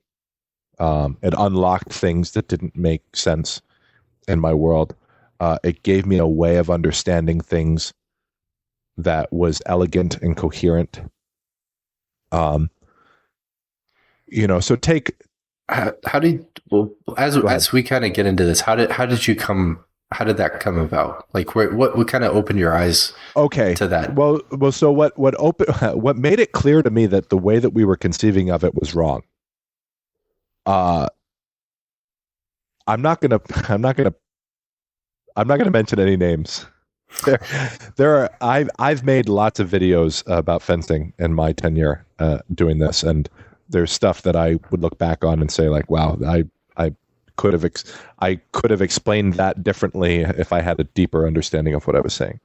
I don't begrudge anyone for anything that they believed or believe now to be true, right? Because at the end of the day, we're all just working off of what we have, the experience that we have, and the knowledge that we have, and the texts that we're studying from, right? But there was a video on Mutirin. That was the first one. From aside from the Zorn, like the Zorn equals both fencers cut from the vor at each other's face with the attempt to actualize a hitter. But the Mutirin was the one, right? Because the way that they described the Mutirin is if you're strong and they're weak, then you're supposed to stab them from below. And the way that the way that the people demonstrating it were comported, where they were both in a sort of long pointy kind of guard posture, and one fencer had their strong on the weak of the other fencer. Well, the other fencer's hands were in a low long point, so like maybe at the height of the abdomen or just slightly below the chest. And so then the person demonstrating the technique proceeded to attempt a Mutirin against that kind of action, right? Which looked which was clearly, in my mind was like, this is wrong. Like, we've got this wrong. There's no way, there's no world in which this is the appropriate way to deal with this type of situation. But reading the text, you can totally see how they would have arrived at that conclusion, right? So that was the first thing. But then, looking at instances when Mutirin was appropriate, like where in my fencing practice, instances when Mutirin was appropriate, it was constantly appropriate because people would always lift their hilt wide and keep their point centered on the man, which is in my experience, my practice, the opportune time to collapse their structure and stab through their point. And the resulting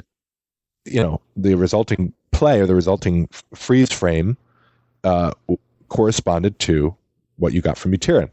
So it was like, okay, so maybe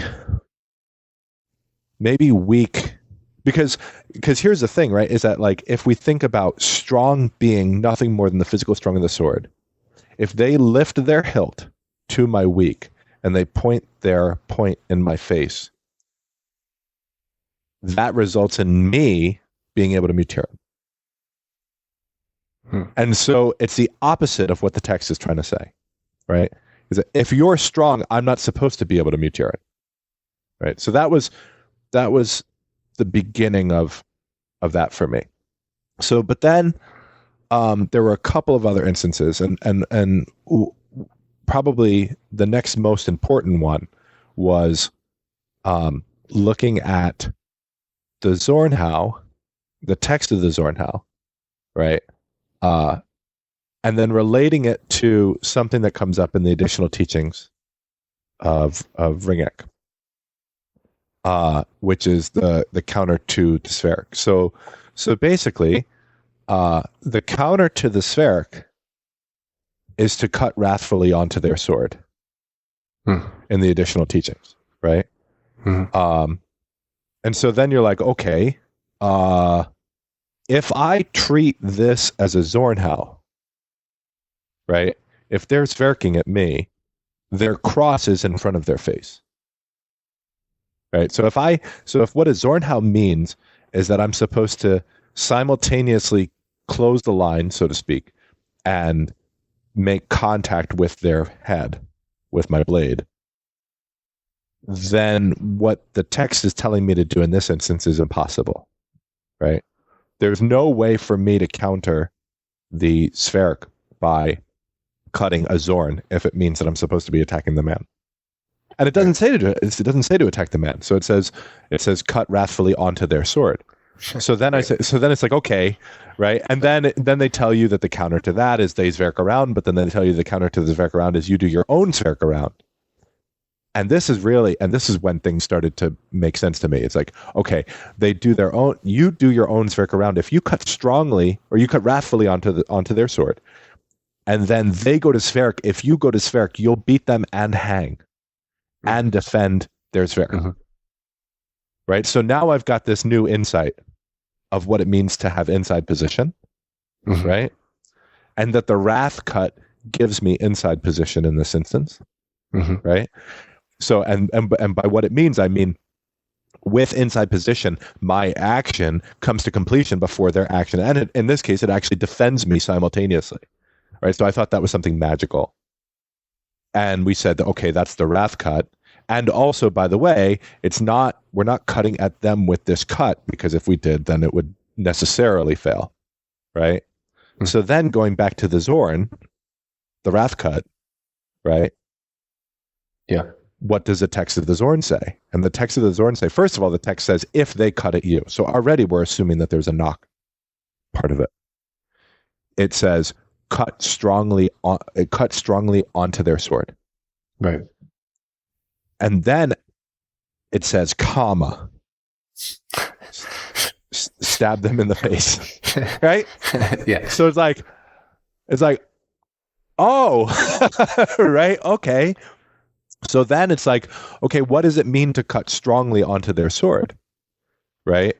And so if the only way that you can defeat the spheric by cutting onto their sword is this sort of resulting long point structure oriented towards the direction of force of the spheric, then what happens if we look at the Zorn in such a way, right? That they initiate their Zorn, or they initiate their Schießen in this case, or they initiate some kind of Oberhau, that you're cutting onto their sword in the direction of the force of that cut. Mm-hmm. And the resulting bind is a long point bind where you have the same inside position that you had in the case of the spheric. Mm-hmm. And then they say, and if he weakens, or if he pulls his sword away, so the next play is like, if he pulls his sword away to cut around, you stab him in the face. Mm-hmm. Right? And so now all of a sudden I have this sense of what it means to be weakening, which is different than me having my strong on their sword. Right? Or strong on their weak. Or weak on the strong. So like, okay, so then it's like, well, what happens if they strengthen, and then you get the rest of this stuff? If you have Zorned on your training partner's sword in response to their cut, so you've cut down into long point into the direction of force of their Oberhau, and then they quote unquote strengthen in such a way that they only lift their strong of their sword onto your weak, mm-hmm. then what you should do is not Zucken or Duplaren or any other kind of action that would, or Durchwechseln, any other kind of action that would defeat an act of strengthening. Mm-hmm. What you should do in that case is maintain your structural control and either slice or mutate depending on whether or not they've given you your point. So like now I'm like, okay, hold on a second. It's definitely not true that strengthening means to lift my strong into their weak. Right. Right? That there has to be something else going on for it to be regarded as a strengthening action. And so then it's like, all right, well, what would have to happen in order for the canonical response against a strengthening action, which in this case is the Oben abgenommen. So this is all like the first 2 pages of the Zornhau, right? Which I'm not even, so I haven't even looked at the general teachings at this point, right? Like that, I haven't even looked at the prologue or the preface of the material, because I'm in this mindset of like the technical catalog starts here. So this is where I'm going to start. But I worked through the variations of that, which is to say that like looking at strengthening actions as they have extended the strength of their structure through their point, and so that they're moving their sword aside. What that necessarily means is their point has to go wider than their hilt. Right. which means that they're no longer pointed at me. Mm-hmm.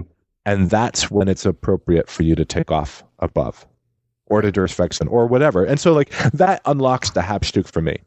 And then going back to the general teachings in the Zeckrohr section, in the tag hit section, or the pestering cut, or the bitching cut, as Jack Gassman likes to call it.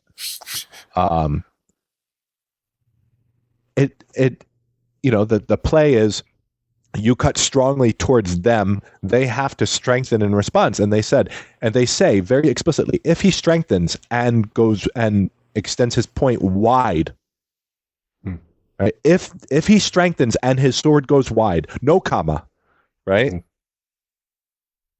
Then you cut Zek to the opposite side hand. Or if he lifts his hilt. Right? Okay. So now I've discovered, or in my mind, I'm like, all right, I understand what strong means. I understand that it doesn't mean to lift my strong, right, or to try and defend with my hilt or the physical strong of my blade or my cross. So then it's like, okay, how do I look at the 5 words now using this insight? So this, I was doing this work in like 2015, 2016. Mm-hmm. And in 2017, I believe at the International Meyer Symposium, Michael Chidester did a lecture on the Liechtenauer tradition. And one of the slides that he brought up was the 5 words. And I think you may have mentioned that that lecture is online somewhere. I believe so. Yeah, I can try to find it and put it in the show notes. Yeah, I mean, so I remember very specifically, and I don't know if I said anything in the moment or if I just waited till after. but Michael basically said, "These are the 5 words," and he drew a little diagram of the 5 words as they relate to each other, and. And he's like, these are the 5 words. Nobody really knows what they mean, but apparently they contain all of the art of fencing, which is hilarious, but it was absolutely true at the time, right? Because as far as a community went, we didn't have an account of the 5 words and how they've created a coherent, systematic model of understanding the quality of actions, right? And it's my view that it was because of our misunderstanding of strong, which is all thanks to Peter von Danzig saying that. and actually, from a scholastic perspective, I can now look at what Peter von Danzig was saying and saying this is why what he was saying was true, right? Like I actually do have an account for that and why it might be useful to think of it that way. But the fact is that maybe we can conclude with that, not to conclude everybody and give it at the beginning. Well, right. It won't be the beginning right now. So, but anyway, so I'm sitting there, and and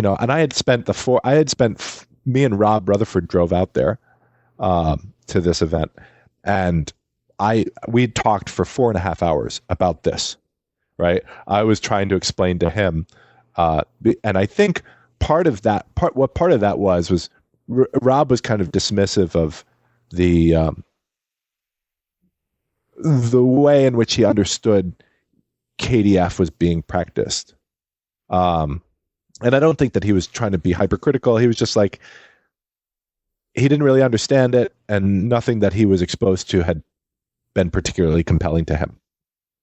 Which is enough for me to talk for 4.5 hours, and at that point in my life, right? At that point, come on, James. well, I'm actually, I believe it or not, I'm less interested now because I don't find that it's my role to try and help anybody, because I have no reason to believe that I have this right and they don't. But at the time, I was sure. If everyone just listened to me, I'm like explaining this whole strong thing, for the 4.5 hours on the way up there, And Rob is engaging because that's the kind of person that he is. He'll talk swordsmanship for as long as you want to. And we get to the event, and and I'm sitting in this lecture, and Chidester puts up this depiction of the 5 words and a sort of graphical depiction of the 5 words. And I'm looking at it, and everything just clicked, right? Like, oh my God.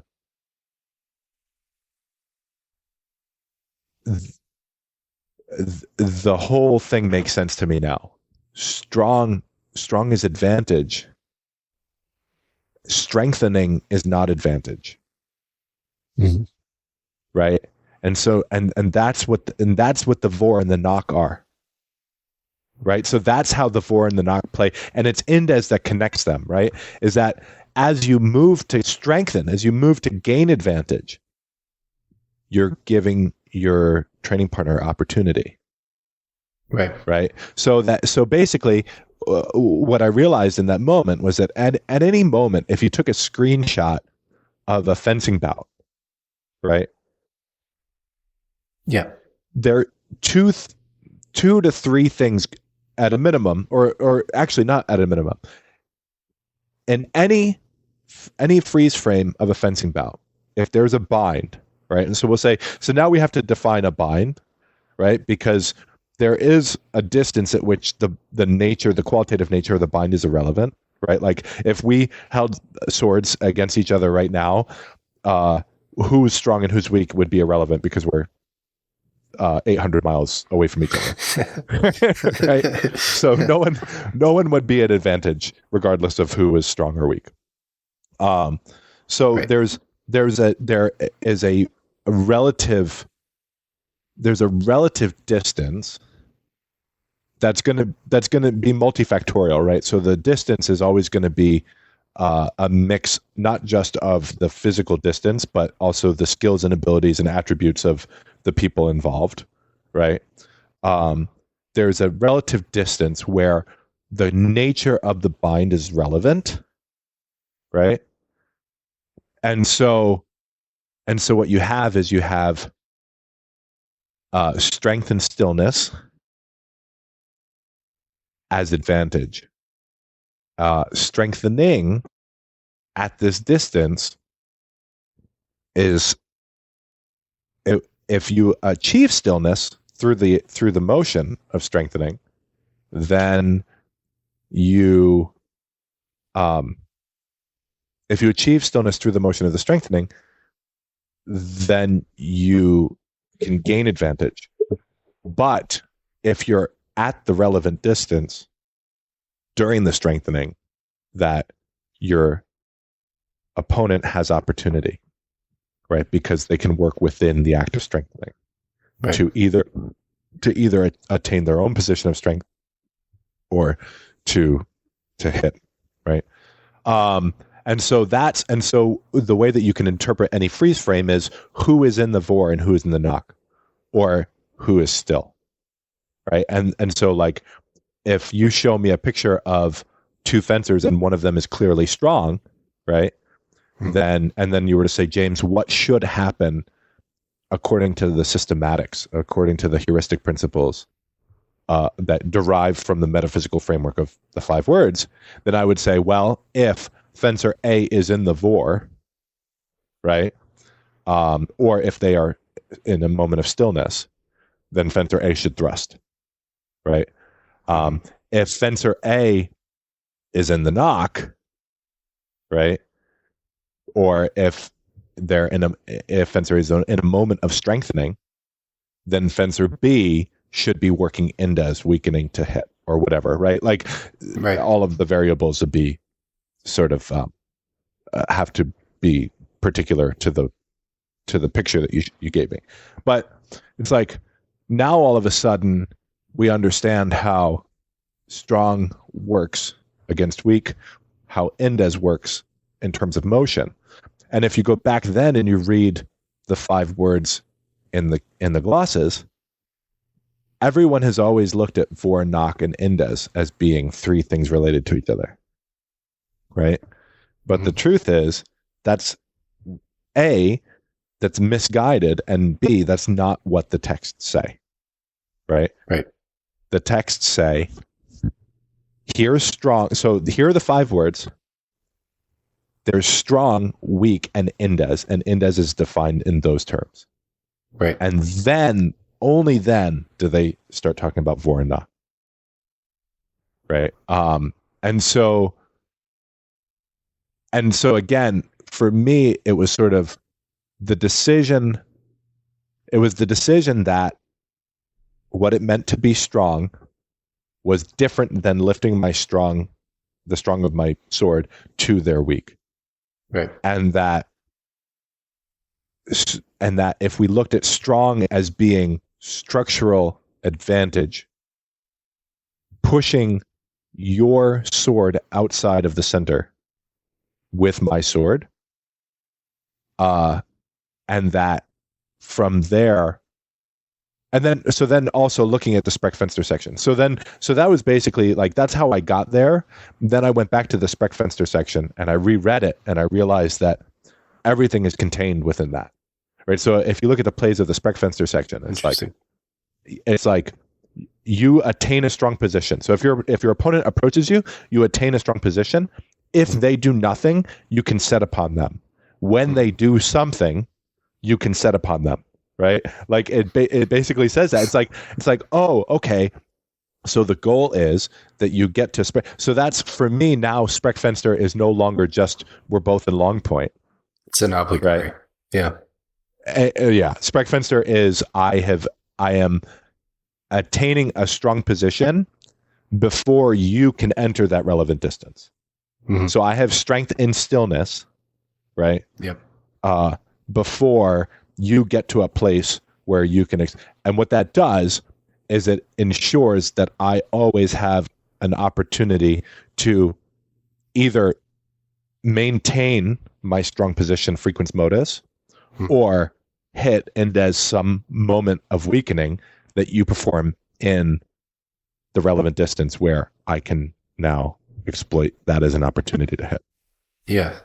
Let's unpack that word frequens modus a little bit, because I think it's really important. And the way that I want to kind of connect this to Bolognese fencing for the breadth of our audience here is, I think, also kind of important. So what when you say frequens modus, how does frequens modus expressed, and what are you talking about?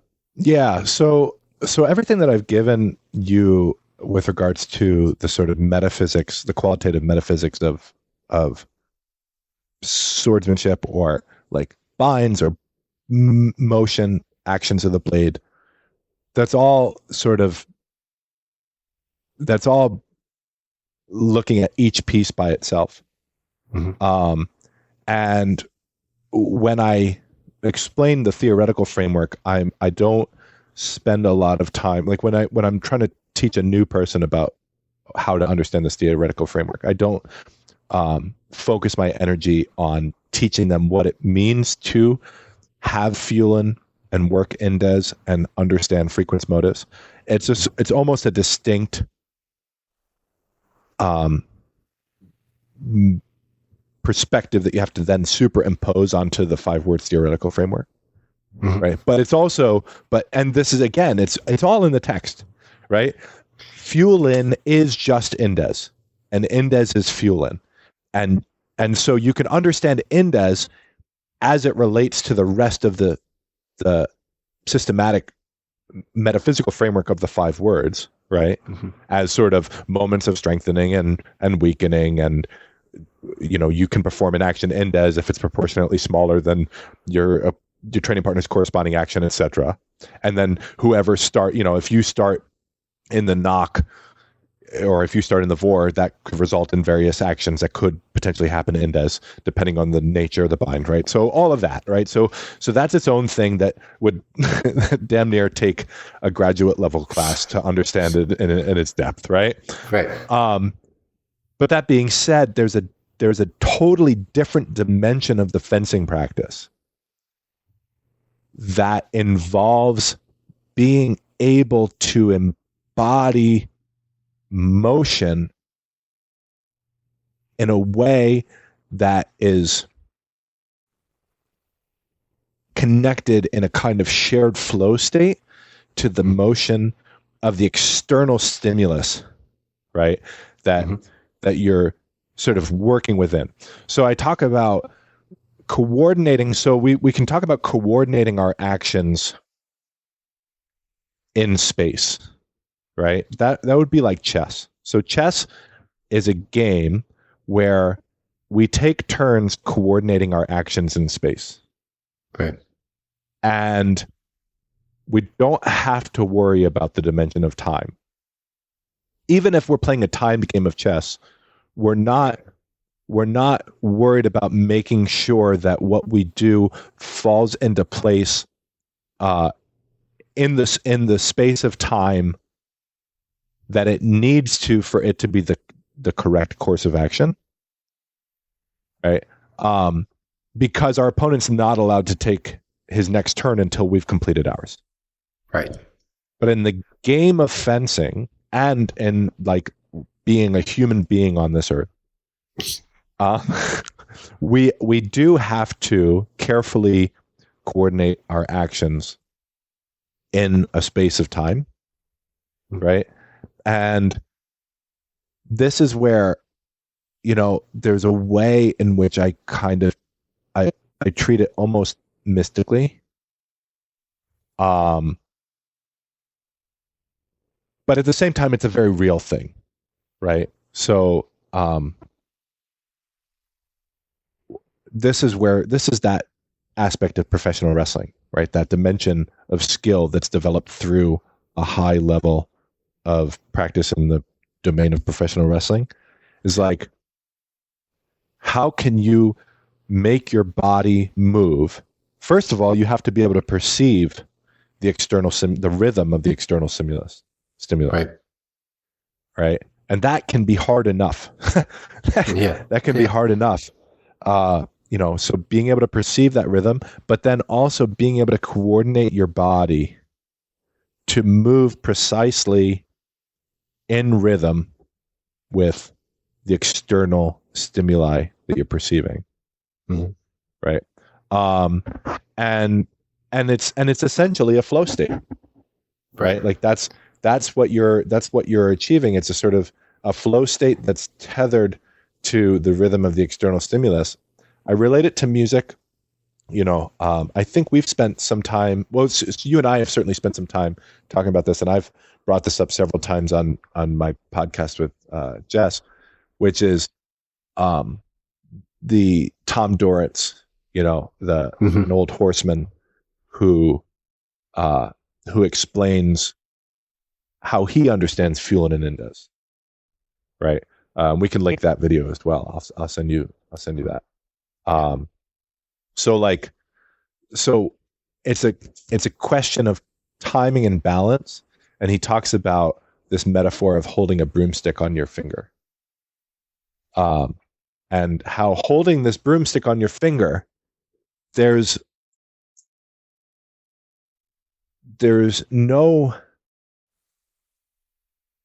you need to be able to move your finger in relation to the movement of the balance of the broomstick as the balance is shifting, right? So you can't let the broomstick tilt to the left and then move your finger to the left, right? That'd be fencing in the knock, right? Yeah. You would be behind, and in the case of the broomstick, it would fall, right? And if you did it too early, then it would just fall the other way, right? So if you did it too early or too much too soon, right? So basically, Fuelin and Indes is this idea of being able to carefully coordinate our motion so that it works inside the motion of our training partner or alongside the motion of our training partner. In a way that's just perfectly precise. And the reason that I treat it differently than the 5 words is because the 5 words is very cool because it's a sort of hyper theoretical kind of a thing that you could understand in a very deep way intellectually. But Fuelin and Indes is the kind of thing that you have to develop a high level of competency for just through physical practice, right? Just through experiencing motion and then learning to gradually develop the sensitivity to coordinate your motion in terms of what you're experiencing. Yeah. So go ahead. So the last thing was just like, so what frequency modus is essentially is the application of that ability, right? So part of what that demands is that you have a technical knowledge of the catalog, of the breadth of the catalog of all action, right? Or at least at a minimum, we'll say all action, all of the phenomena that you're going to experience. Right. So when we're developing this, what we'll often do is say, okay, you're going to be the coach, and the coach is only going to provide these 2 or 3 types of stimuli so that the student doesn't have to totally become overwhelmed by the breadth of things that they're supposed to do, right? We're only teaching you how to Durstfexen in this moment. So this is the kind of pressure that I want you to give them at this distance, right? And that's how we gradually develop it. But at the end of the day, if you really want to work frequency modus, then you have to have all of the phenomena that you're going to encounter, right? Which in the context of an actual contest, that the breadth of that is going to be extensive. Right. Do you think that in a way, Myers Square is a way of theoretically introducing students to this concept? Oh yeah. I mean, I think it's, so first of all, I think what Myers Square is it's just an elaboration on Ringek's Zwerch's. He has a Zwerch sequence, where it's basically Zwerch to plow and Zwerch to ox. So what I think Ringek is saying is, you cut, to this opening, then this opening, it's just the first ring of Myers Square, and then Meyer develops it further.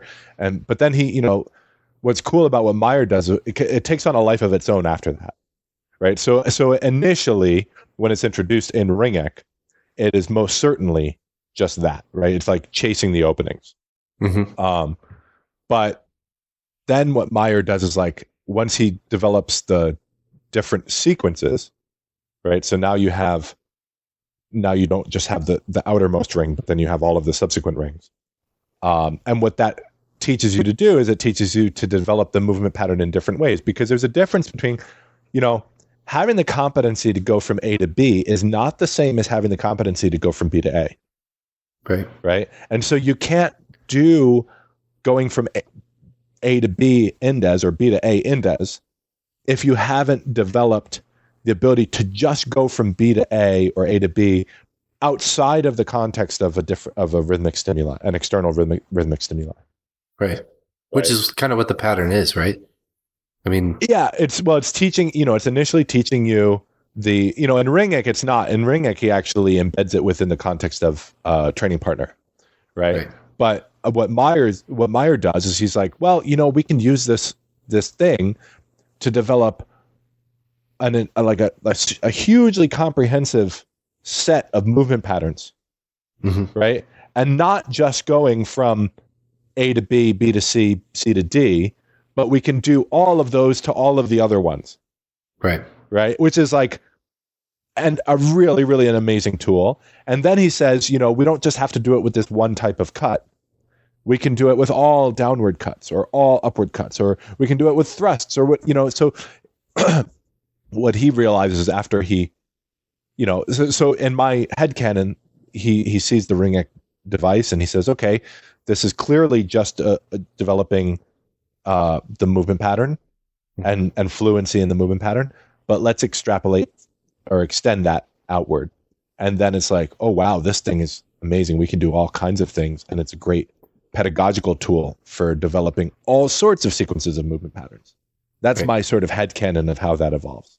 Yeah. I wonder, the reason I brought that up is because I almost wonder too, you're both leading with your cuts, right? So like, if you're attacking in some way, if you're sort of leading with your sword, then you're generally attacking, right? So let's just assume that at that point you're trying to act in the vor, right? So, but your eyes are trained on a specific thing that's going to take you to your next stimuli, and to take you to your next opening, and you have to follow it. And so you're both leading and following at the same time, right? Yeah. And that's, in a lot of ways, that's the exact same, at least from my experience when I've been experimenting with this and playing with this. It's exactly the kind of thing that you're trying to train to do when you're trying to implement this concept of frequens modus. Yeah. Well, so what I would say is that's true at a more basic level. But what I would also say is that if we start looking at the person executing the sequence of cuts, right? Knowing when to fail, right, and then also knowing when to interrupt. Yeah. Right? I mean, it definitely takes out the concepts of strong, weak. And well, it doesn't take it out. It doesn't take it out. It just doesn't. It doesn't have you necessarily perform what would be metaphysic. What would be the metaphysically abstracted tactical behavior, correct version of the indicators that are kind of creating the. Yeah. Right. But you could also, you don't have to limit, Meyer is clear. Again, you don't have to limit yourself. So you can say, all right, what we're going to do is we're going to execute the sequence of the Meyer square. And what I want you to do is I want you to either take or hit indes, right? So if you see that my cut is committed, then you need to take it. And then if you're able to successfully take it, then maybe you take your turn back, right? Maybe you then initiate your own sequence of cuts, right? Yeah. Versus if I fail and you perceive my failure, then you endeavor to hit and take your turn back that way inside my failure, right? So you can continue using that pedagogical tool and then also superimpose the tactical paradigm that's abstracted out of the metaphysics of the 5 words framework. So it's like I'm in the vor, I'm throwing cuts. My cuts are failures, but you can't know that they're failures because you haven't dialed in that level of sensitivity. And so you just end up having to take. And eventually I just hit you because you're only ever taking. Right? Yeah. On the other hand, I go to commit my cut. If you sort of assume that my cut is a failure, then you're not going to take appropriately and that you're going to end up getting hit. Yeah. So I want to try to summarize this in a way that takes it out of, Oh, by the way, I used provoker, taker, hitter. I got that from Meyer, right? So you can see how I'm starting to incorporate the breadth of the tradition to come up with something that's more coherent for me. Right, because while the earlier glosses have a similar or parallel systematic model for provoker, taker, hitter, it's slightly different, and it doesn't account for the particular set of variation or phenomena that the provoker, taker, hitter model does. But now, go ahead. What were you going to say? Well, I'm actually going to start talking about provocation, so and taking and hitting. So it's actually more of a really, that's a perfect segue to kind of tie this into broader fencing strategy and perhaps something that's more of a higher concept of tradition outside of our small bubbles of tradition, or what we perceive as HEMA, right? Which is an incredibly heterodox view. But the idea that because I've been playing around with this notion, when you first introduced me to your concept of the 5 words, it rang a lot of bells for me, mostly because there are a number of instances in the Bolognese sources that just scream this concept. And so as you were like explaining this to me, I was just making these connections, kind of what we were talking about earlier, from my depth of experience, but also from my breadth of knowledge. I was making connections with the things that you were saying, and I was like, my God, that's exactly what they're talking about right there. There were 2 passages in particular. They're kind of mirror passages from both Marazzo and Manciolino. And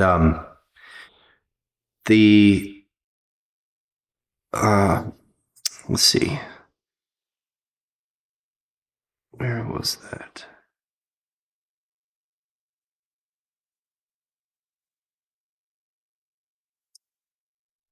Shoot, I had it up here and I lost it. Cut this part out. Maybe I won't. Maybe I'll just leave it in here so you guys can just hear you fumble. Yeah.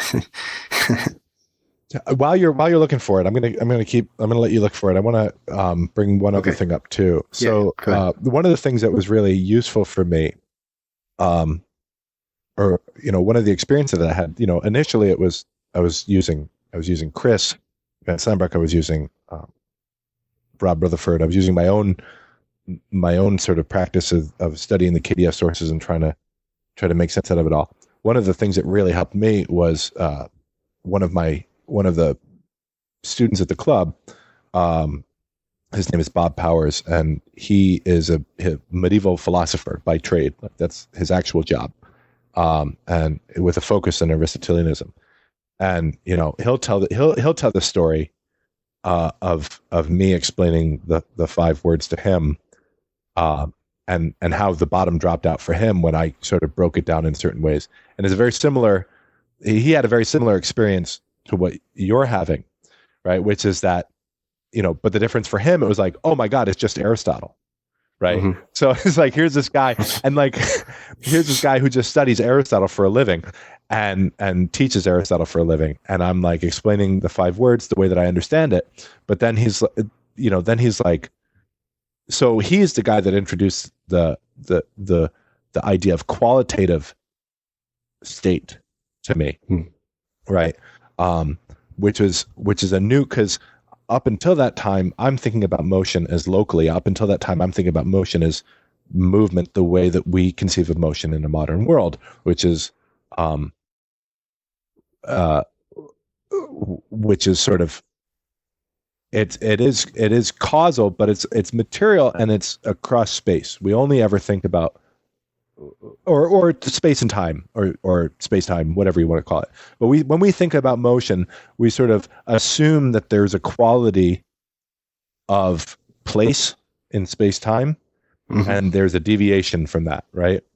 But for Aristotle, what Bob explained to me was that he's thinking about states or the idea of state as being multidimensional.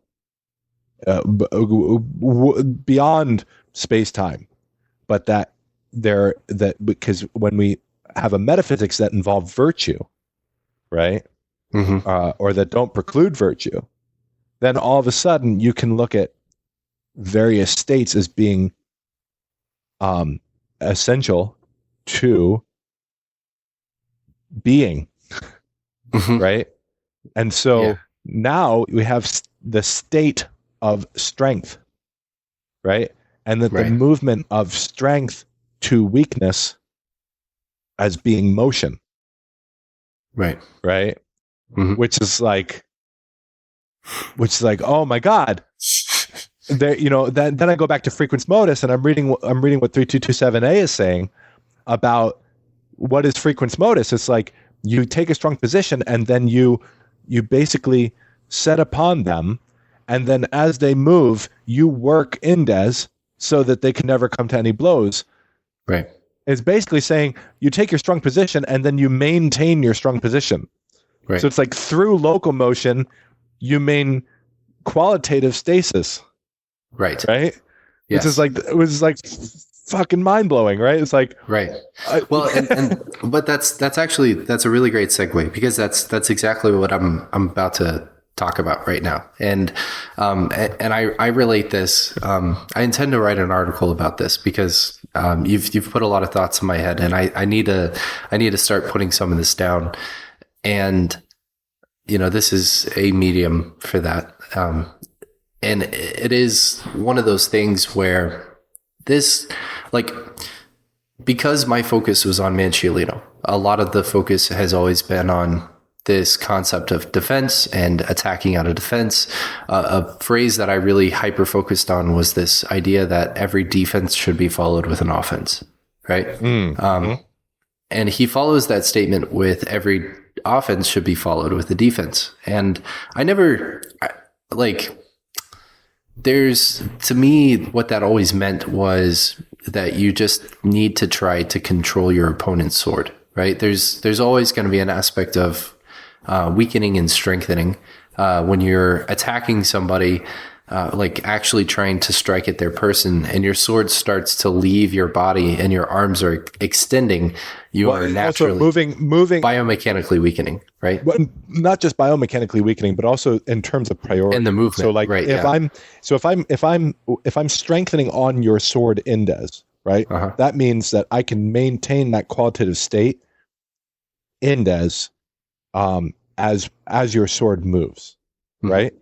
Right. That being said, if I refocus my priority to being on you rather than your sword, then whether or not you're strong or weak is a matter for you to determine, right? It's like, I don't get to both target you and your sword at the same time. Exactly. And so And that's what this really started to help me understand. And this kind of unlocked a few passages from Orazio and Manciolino, because I was so hyper-focused on that one specific statement that I didn't quite understand the full metaphysics and the objective of attacking, and provocation in particular, right? Like I understood kind of the concept of provocation, and in the Bolognese community, there's always kind of been this divide between this notion that an attack, the initial attack in Bolognese fencing, should never be true.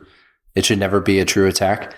And this notion that it should always be a true attack.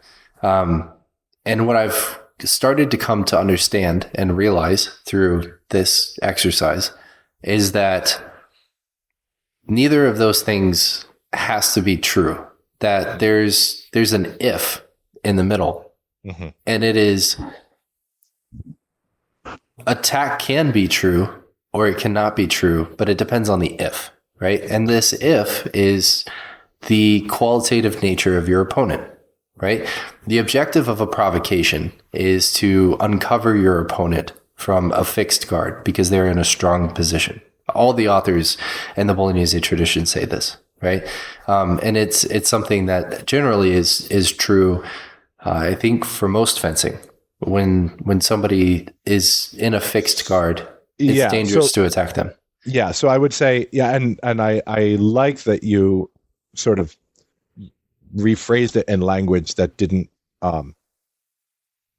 maybe conflate the use of particular terminology, right? So I would say that there are certainly weak guards, but what makes a static guard particularly tricky to deal with, we might say. So strong in the sense of there's lots of ways that that you can use it to your advantage, but not strong if we think about like the metaphysical quality of strength in using the 5 words framework to describe binds, right? Because you could then take the 5 words framework and then instead of using it to describe binds, you could use it to describe tactical advantage at a higher level, right? So, or strategic advantage, which is a different conversation. But I mean, an author like Fiore does that, right? He has guards that are stabile and instabile.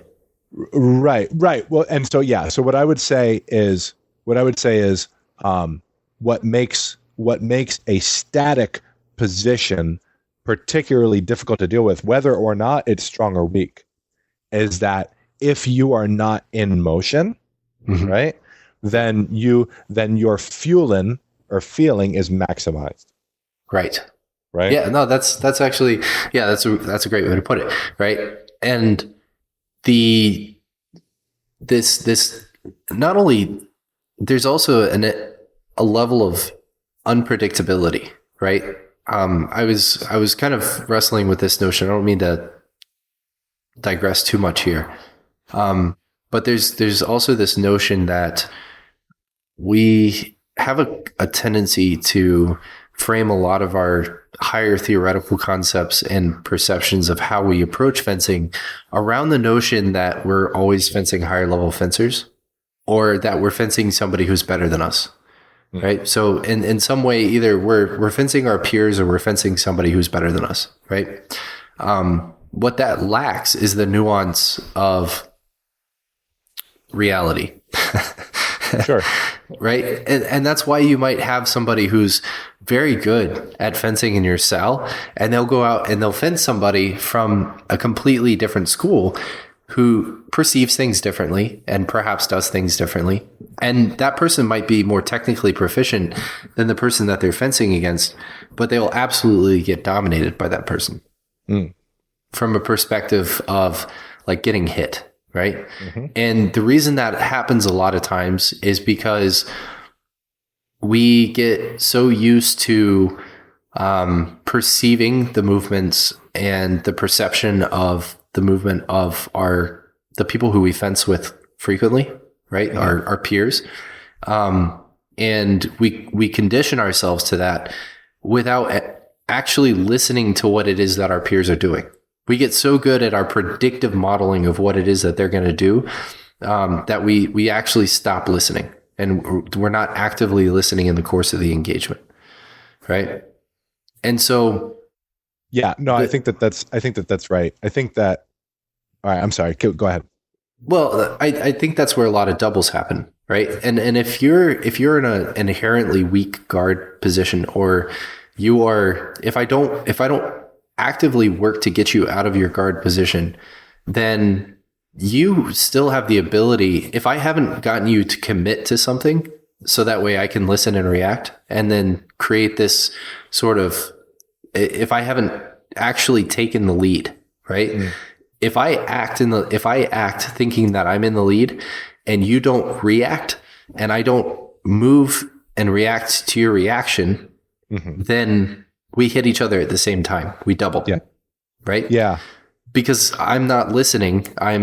We're both basically acting as if we're in the lead. So if like from a rhetorical standpoint, it's like we're having an argument and both of us just start, talking at the same time or yelling at each other rather than listening to what the other person has to say, Yeah.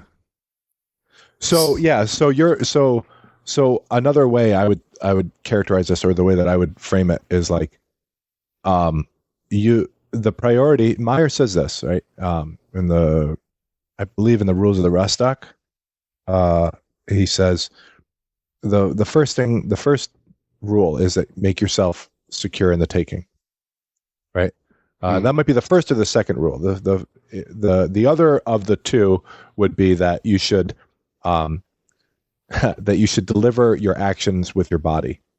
And what I think that he's saying there is that your actions should be strong actions. So, which is to say that you should extend the structure of your body through the breadth of your sword, all the way to the very tip, right? Mm-hmm. So again, he's just saying all of the same things that we're inferring from the Zorn or the Spreckfenster section or the Zekrur, right? Which is that, like, you can't be strong with just the strong of your sword. You have to have your strength extended out through the tip. That you should center your blade on your body's center line, and that you should work towards maintaining. Now, so then if we say, okay, what does it mean to be strong? What it means is that you need to, or what does it mean to make yourself secure in the taking? That demands that you actually have control of your opponent's sword. If your opponent's sword is above their head, yeah, they're weak, but the distance at which it's safe for you to throw some kind of action, or maybe their sword is down by their side in a change guard, right? Mm-hmm. The distance at which it's safe for you to abandon your strength, right, and just move to a hitter is way smaller, right? If you don't have control of their sword to at least defend against a double. Like maybe you'll be able to hit them faster than they'll be able to hit you, but for you to be able to make yourself secure in the taking, for you to be able to actually have a strong position and hit from a strong position, you need their sword forward somehow, right? Yeah. You need to actually have established control of their sword. If their sword is above their head, the only way, like they're in a high vom tag, or if their sword is down by the side, the only way that you can make yourself secure in the taking in those moments is by pointing directly at their sword as you get closer, not towards them, right? If I point towards you, if your sword is down by your side and I point towards you, I am weak on your sword, right? I am not strong. I have not made myself secure in the taking. And so that's the way, the way that I would suggest the 5 words approach to or 5 words modeling of that expression. Yeah. And so what I ended up kind of coming back to with my depth of knowledge was looking at these 2 quotes from Marazzo and Manciolino. There's one quote from Marazzo that comes from his book 3, his two-handed sword section, and in chapter 3, and it's Capitola 171, and he says you should hold it to be certain. You should hold it to be a certain factor that no one who is attacked when rising out of a guard or in falling from a guard can perform any counter except for an instinctive response as if he knew nothing. But if perchance you were to attack him when he is neither rising nor falling, be advised that he could interrupt your intentions with a variety of blows. So if you wish for honor, be attentive and look to attack him as he rises or falls from his guard with his counters. And they're clearly not talking about the same thing. Yeah, right. I mean, that's he's talking about frequens modus, and so Manciolino says the same thing. Basically, he says because no blow that can be thrown that does not sensibly culminate in a guard, it follows that the prowess of a fencer is shown in raising from and descending into the guards. From this, a clear field of victory will appear to one who attacks his enemy again before he arranges his weapon in a guard, because continuing, having broken his train of thought, makes it easier to hit him. So both Marazzo and Manciolino say this exact same thing, right? You want to try to continue this pursuit of your attack before your opponent gets into the culmination of their guard position. And what they're describing to me, now that I have this concept of the 5 words, is the 5 words in action, right? If I'm provoking an opponent and I'm attacking, right? The common wisdom that we see from the Bolognese authors is that you should always focus on your opponent's sword hand. If I start thrusting at you, and you don't move your hand, then the culmination, the first action of my thrust should be attaining a strong position, and then I should be either pronating or supinating my hand in relation to the direction of your blade, whether it's inside or outside. Right? Yeah, or just keeping it static, depending on whether or not there's because if there's nothing, if you're not getting anything from me, then you should just continue because you've already attained the strength. Right. Exactly. Right. So I'm gonna start by kind of initiating my motion, and typically the way that I do this, and this actually kind of rung when you quoted Meyer there, it kind of rung a bell here, in that when I usually start my thrust, I initially start my thrust with a turn of my hips before I step. And the turn of the hip is allow me to sort of change the angulation and actually create that strong position with the initiation of the turn of my hips. And so in that motion, in that initial motion of me kind of like starting that action with the turn of my hips, if I see that you've already started to parry what I'm communicating to you as a thrust, then the objective of me at that point is not to try to continue to strengthen or, well, at this point, weaken. Right. It depends on the nature of my defensive action, right? So if I've endeavored to strengthen, but I've made clear through my comportment that I don't know how to do that effectively, right? Then I haven't really strengthened, right? So it's like you're perceiving through fueling and indes and frequens modus whether or not the defensive action that I've made is actively mitigating your offensive action, right? And you're committing or not committing based on that, right? And so the gravest sin that I can commit, right, is to commit on my first action and allow you to finish your guard position. That's right. So if it's a standard parry, right, just a mezzovolta, a half turn of the hand. So I'm going from an outside position to an inside position, right, with a low guard position. And I allow you to finish your strengthening by committing on my thrust at that point. You're going to stab me in the face, right? At a minimum, I'm going to be able to take my turn back. Yes. Right. You might be able to execute some kind of defensive action to mitigate my immediate first offense from a strong position. Correct. Yeah, because I can weaken, right? Right. But you've lost your opportunity to respond to my strengthening. Correct. And you're going to be put behind again. Right.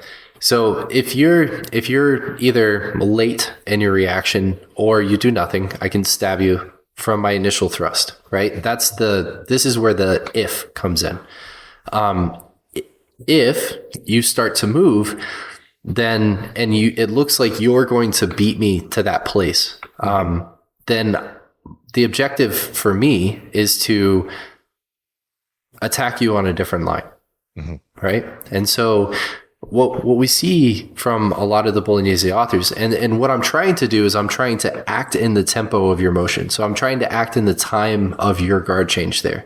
And then if you move again to move to this new line that I'm attacking, this new opening that I'm attacking, then I have to perceive that you're still in motion. And at this point, this is where we get to the point where I'm going to start to force you into instinctual actions, right?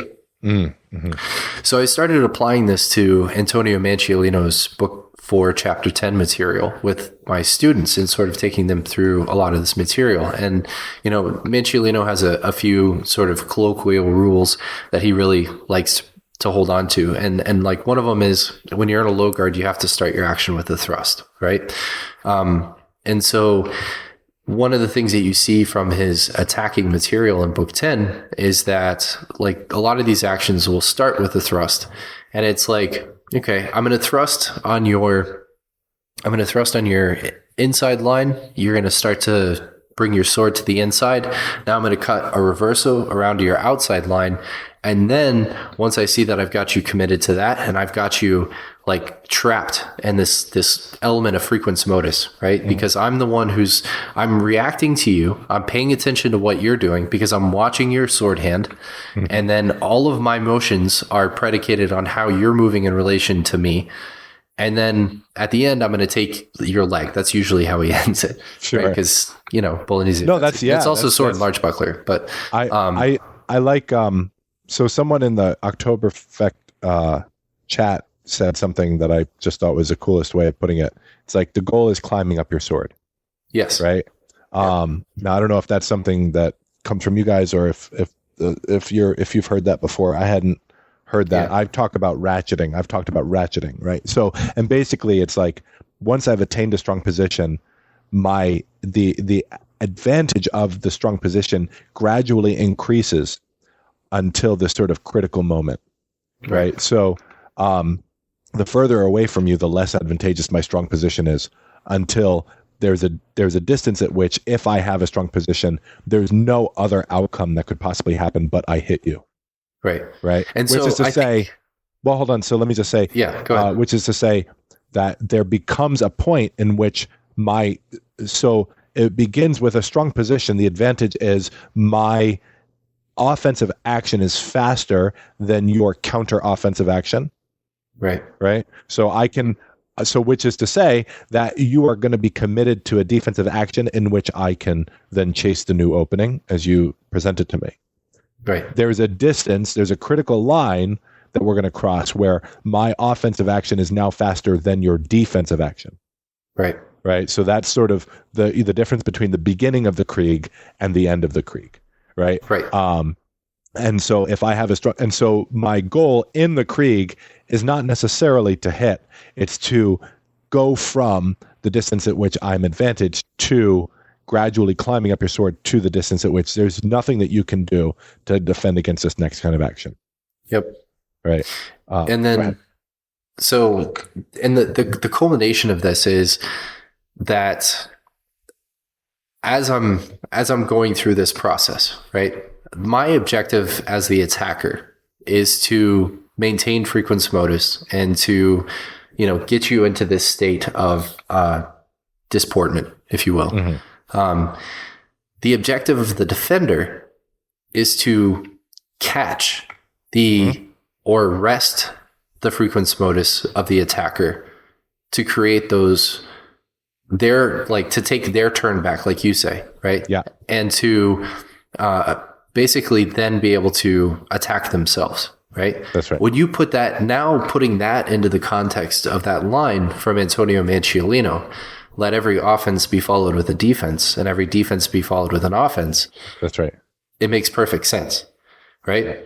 And in a lot of ways, like really what he's sort of proposing there is the same concept of a provoker, taker, hitter. And that if I'm kind of leading with offense when I'm provoking, and then I am taking with more of a defensive action or something that's coming back into me, a strong position. Yep. So that way I can take.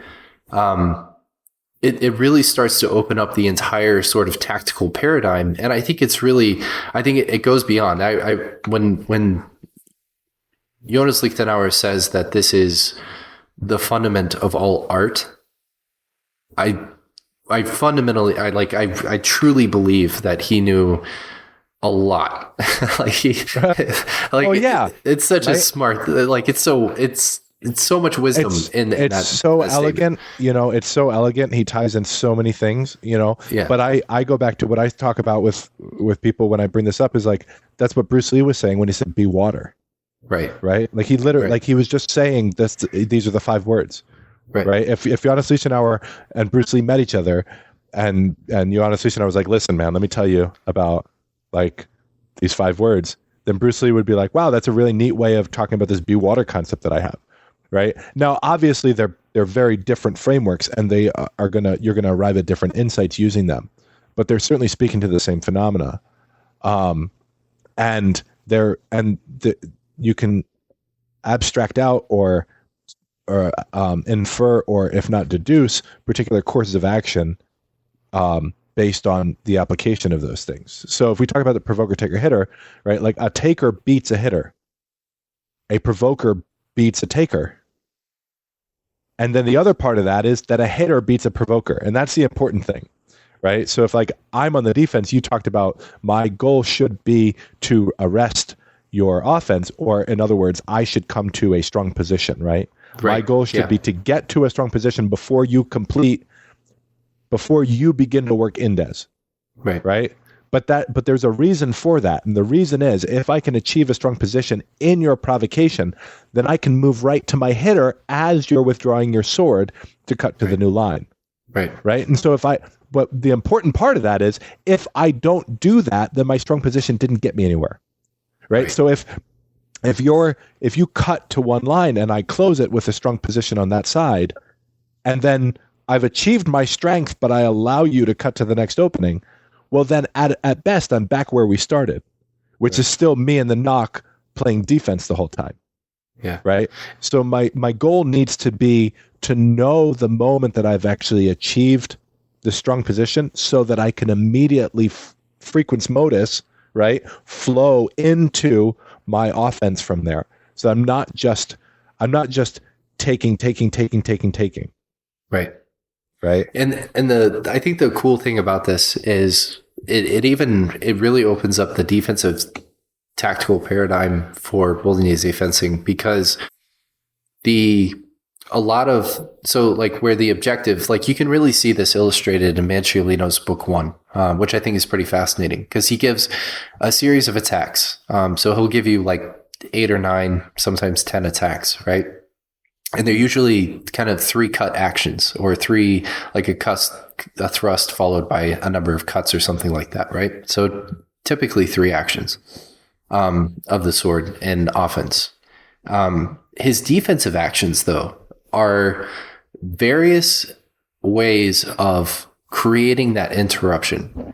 And they're basically a way to effectively still climb the sword, but to do so defensively to the point where you reclaim with every single one of those actions, right? And so there's a comment there's a sort of a statement that's made in the Anonimo Bolognese that sort of like really like kind of refreshes this notion, and is that the entire art of fencing is, or I guess like, what does he say? The entire art of fencing is like a half turn of the hand.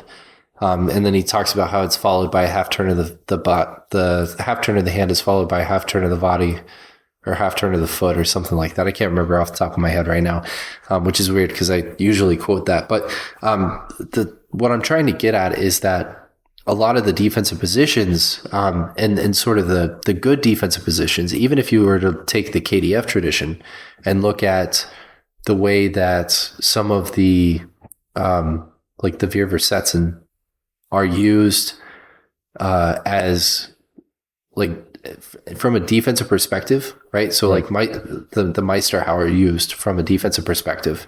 Right. Really, So what they are is they're sort of these halftime actions or mezzotempo actions that interrupt your opponent's attack and allow you to take your turn back. Right. So if you you can link the first article that I wrote on this, on the 5 words in the withdrawal. I talk about sort of my view on the Viersetzen. That's one of the things. When I'm sort of trying to write a history in my mind of why things went wrong for KDF for so long, how we ended up at trying to mute Tyrann through long point, right, by stabbing at the balls or whatever. Because seize the vor. Because seize the vor, and we're supposed to do simultaneous Zornhaus into each other's heads. Like when I think about what went wrong, I think about how when we're first introducing material, we tend to try and categorize things. We tend to put them in these superordinate categories, and then extend out, or like sort of elaborate on them. And the first technical pieces that we were given in the pedagogy is the 5 hues. And instead of going through like this is all of the Zornhau, it's my view that the superordinate categories, the things that we should have been getting first, was not the 5 hues themselves, but rather it was everything contained in the Zornhau. Right, which is the attaining a strong position through the use of the Zornhau, and then all of the vor or indes actions, which is to say setting a pawn from a strong position and then working indes through various types of strengthenings and weakenings, using the set of what I would call Nachreisen or indes actions, right? And so then like the Vierversetzen are ways of looking at all of those things that we've already established over again through a different bind configuration, et cetera, et cetera.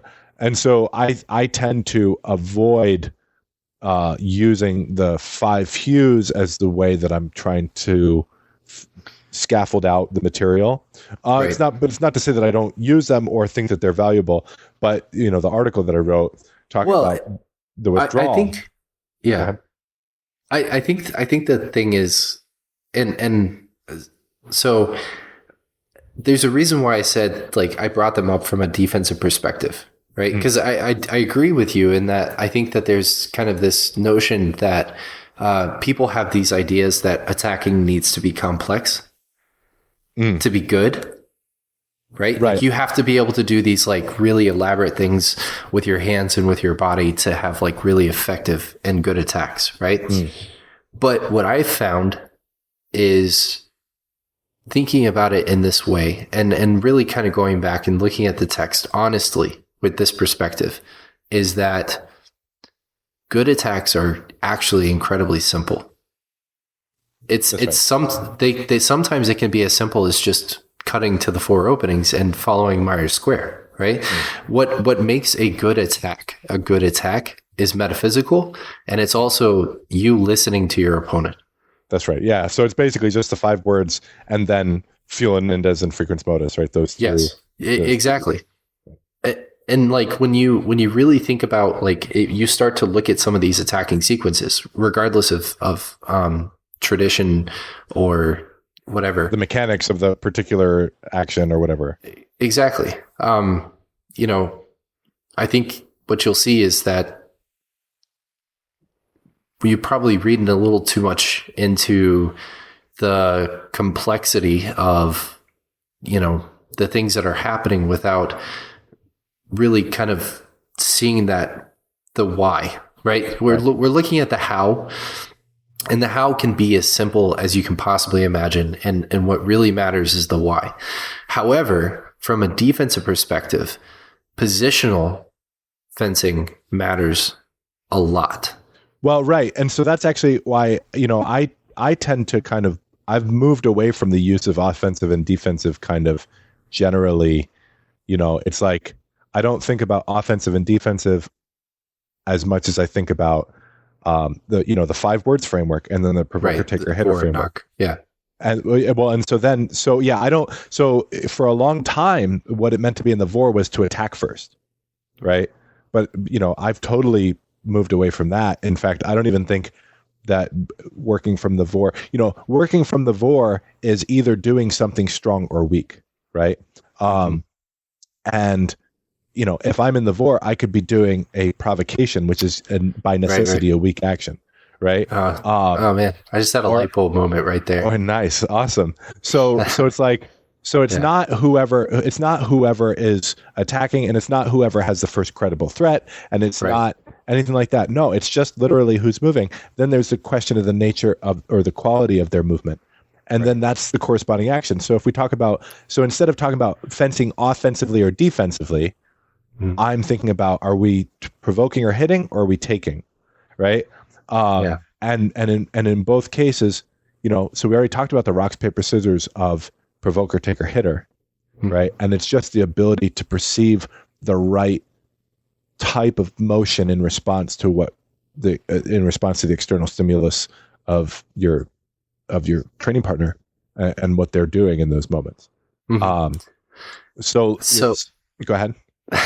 Well, I was just going to say, I look at the Veerforsetsen as takers, right? They're just strong takers. They result in an advantageous position, or at a minimum, they compel the kind of taking action from your opponent or training partner that results in motion in which you can work. So this is actually pretty fascinating. I was just thinking about Manciolino's epilogue and some of the sort of the tactical things that he talks about. And one of them in particular is that he says when you're fencing a fencer of equal skill, that you should rely on contratempo. So he says basically you should take a chance and go contratempo and try to hit them in the time of whatever their action is. Right? That to me is incredibly fascinating. Another thing that he says, so you think of that as that's somebody who understands their role, right? So that's right. If they understand their role, then eventually I just have to gamble and I have to go with counter. Yeah, I wouldn't say gamble as much, but I know what you're saying. So it's like, so you're instead of let's take it away from gambling, because it's not a gamble. Gambling has a negative connotation. Yeah, it's you're going to assume some degree of risk, and you're going to right. So here's the thing: the heightened state of fuel and indes that you are portraying, right? Mm-hmm. The more quickly you're going to respond to the qualities of my motion that are going to indicate the nature of my response to your vor action, right? The nature of my knock action. So you're going to be able to see the strength in my defensive action, in my taker, if it is a taker earlier, right? Than someone who is brand new and doesn't realize that like you're cutting weakly into a strong guard, you're just going to end up getting stabbed in the face. Yeah. Right. So if you know that I know that you know, then what we have to do at that level is we have to start assuming more and more risk, and we have to start reading intention at a strategic level. We have to start being able to understand the 5 words, not from the perspective of the qualitative nature of the bind, but the qualitative nature of intention, right? So like, I am going to portray that I'm forming a strong counter guard to your corresponding offensive action so that I can get you to flee, so that I can take my turn back in des. Right. So that I can actually hit inside you trying to provoke. So, but that's only presuming that you're provoking, because here's the deal. If I don't commit my strength and you are oblivious to the fact that I'm indicating that I have committed my strength, then you're just going to blow through my defensive action, right? Because it was never committed to begin with. So it requires, when we're playing this sort of intentional level of the game, it requires that not only do we both have the competency, right, the physical competency of performing our role correctly, but we both have the intellectual competency to understand what our role is, what it should be, and what it could be. Right. Right. Is that kind of what you're saying? No, that's actually exactly what I'm saying. So he gives another example, and it is if somebody doesn't understand their role, right? So if I'm attacking, and the defender doesn't understand the objective of defense is to interrupt, and they're listening to what I'm doing, right? So they're following my actions. Then what he says to do is to basically deliver the same blow 3 or 4 times, like school kids ape their opponents, to kind of create the intention and basically condition your opponent at that point. Yeah. Yeah. Right. So if your opponent is listening to you when they should be trying to interrupt you, then they're susceptible to conditioning. Right. That's right. So it just like, it unlocks a lot of these, like thinking about things in these ways. And this might be a good point to wrap up, because I know we can probably go on for another 4 hours, but we've already been doing this for 3. So, thinking about this in this way, and utilizing the 5 words, and really kind of thinking about for, knock, strong, weak, and des,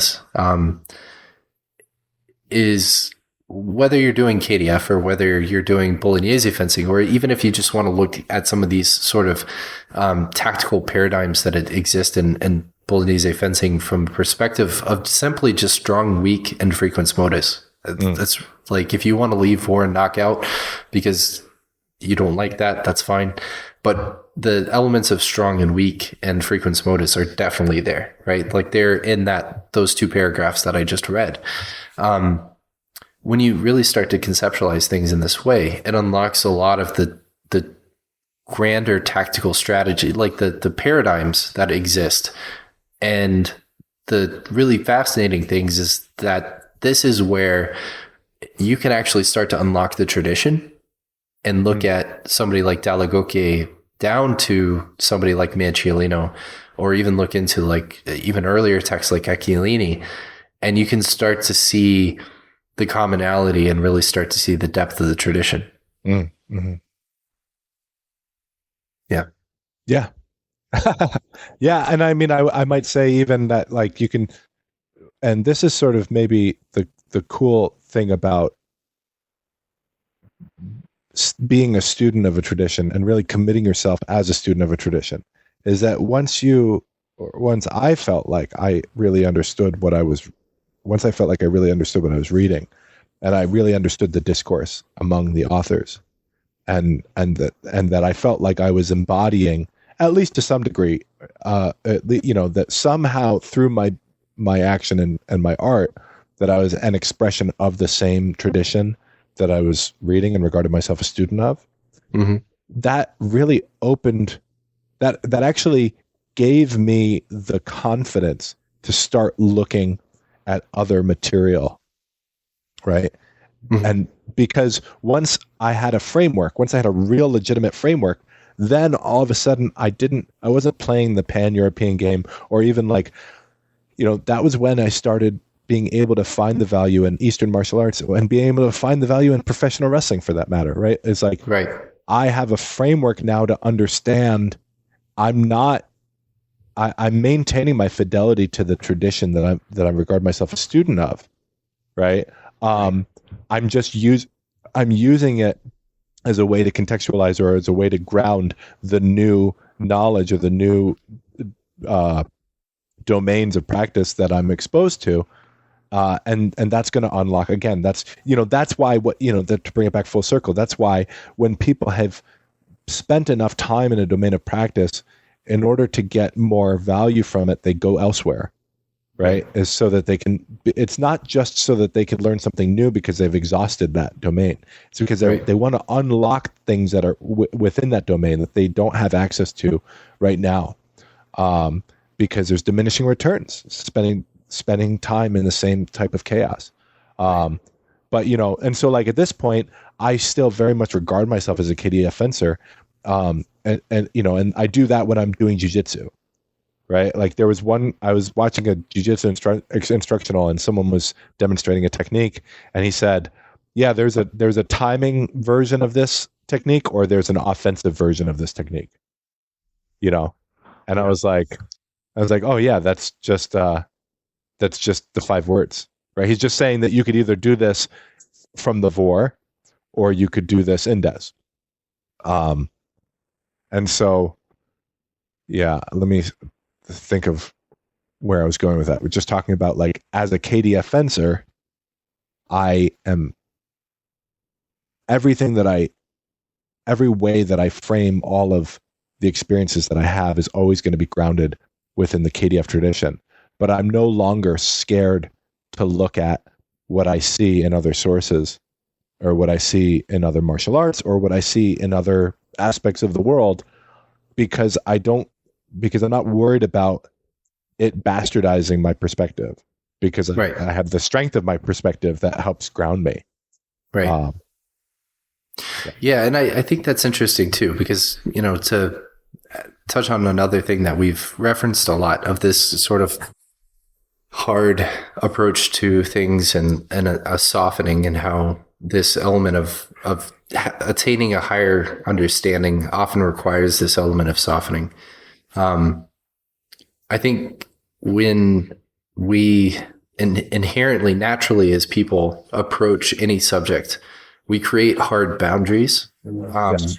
because it helps structure things.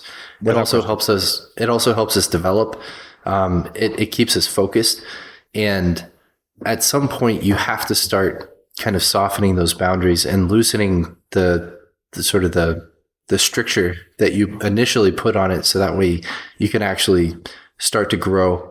Otherwise you'll be like a bonsai tree, and you'll just stay super tiny because you live in a super tiny pot. Mm-hmm. Yeah.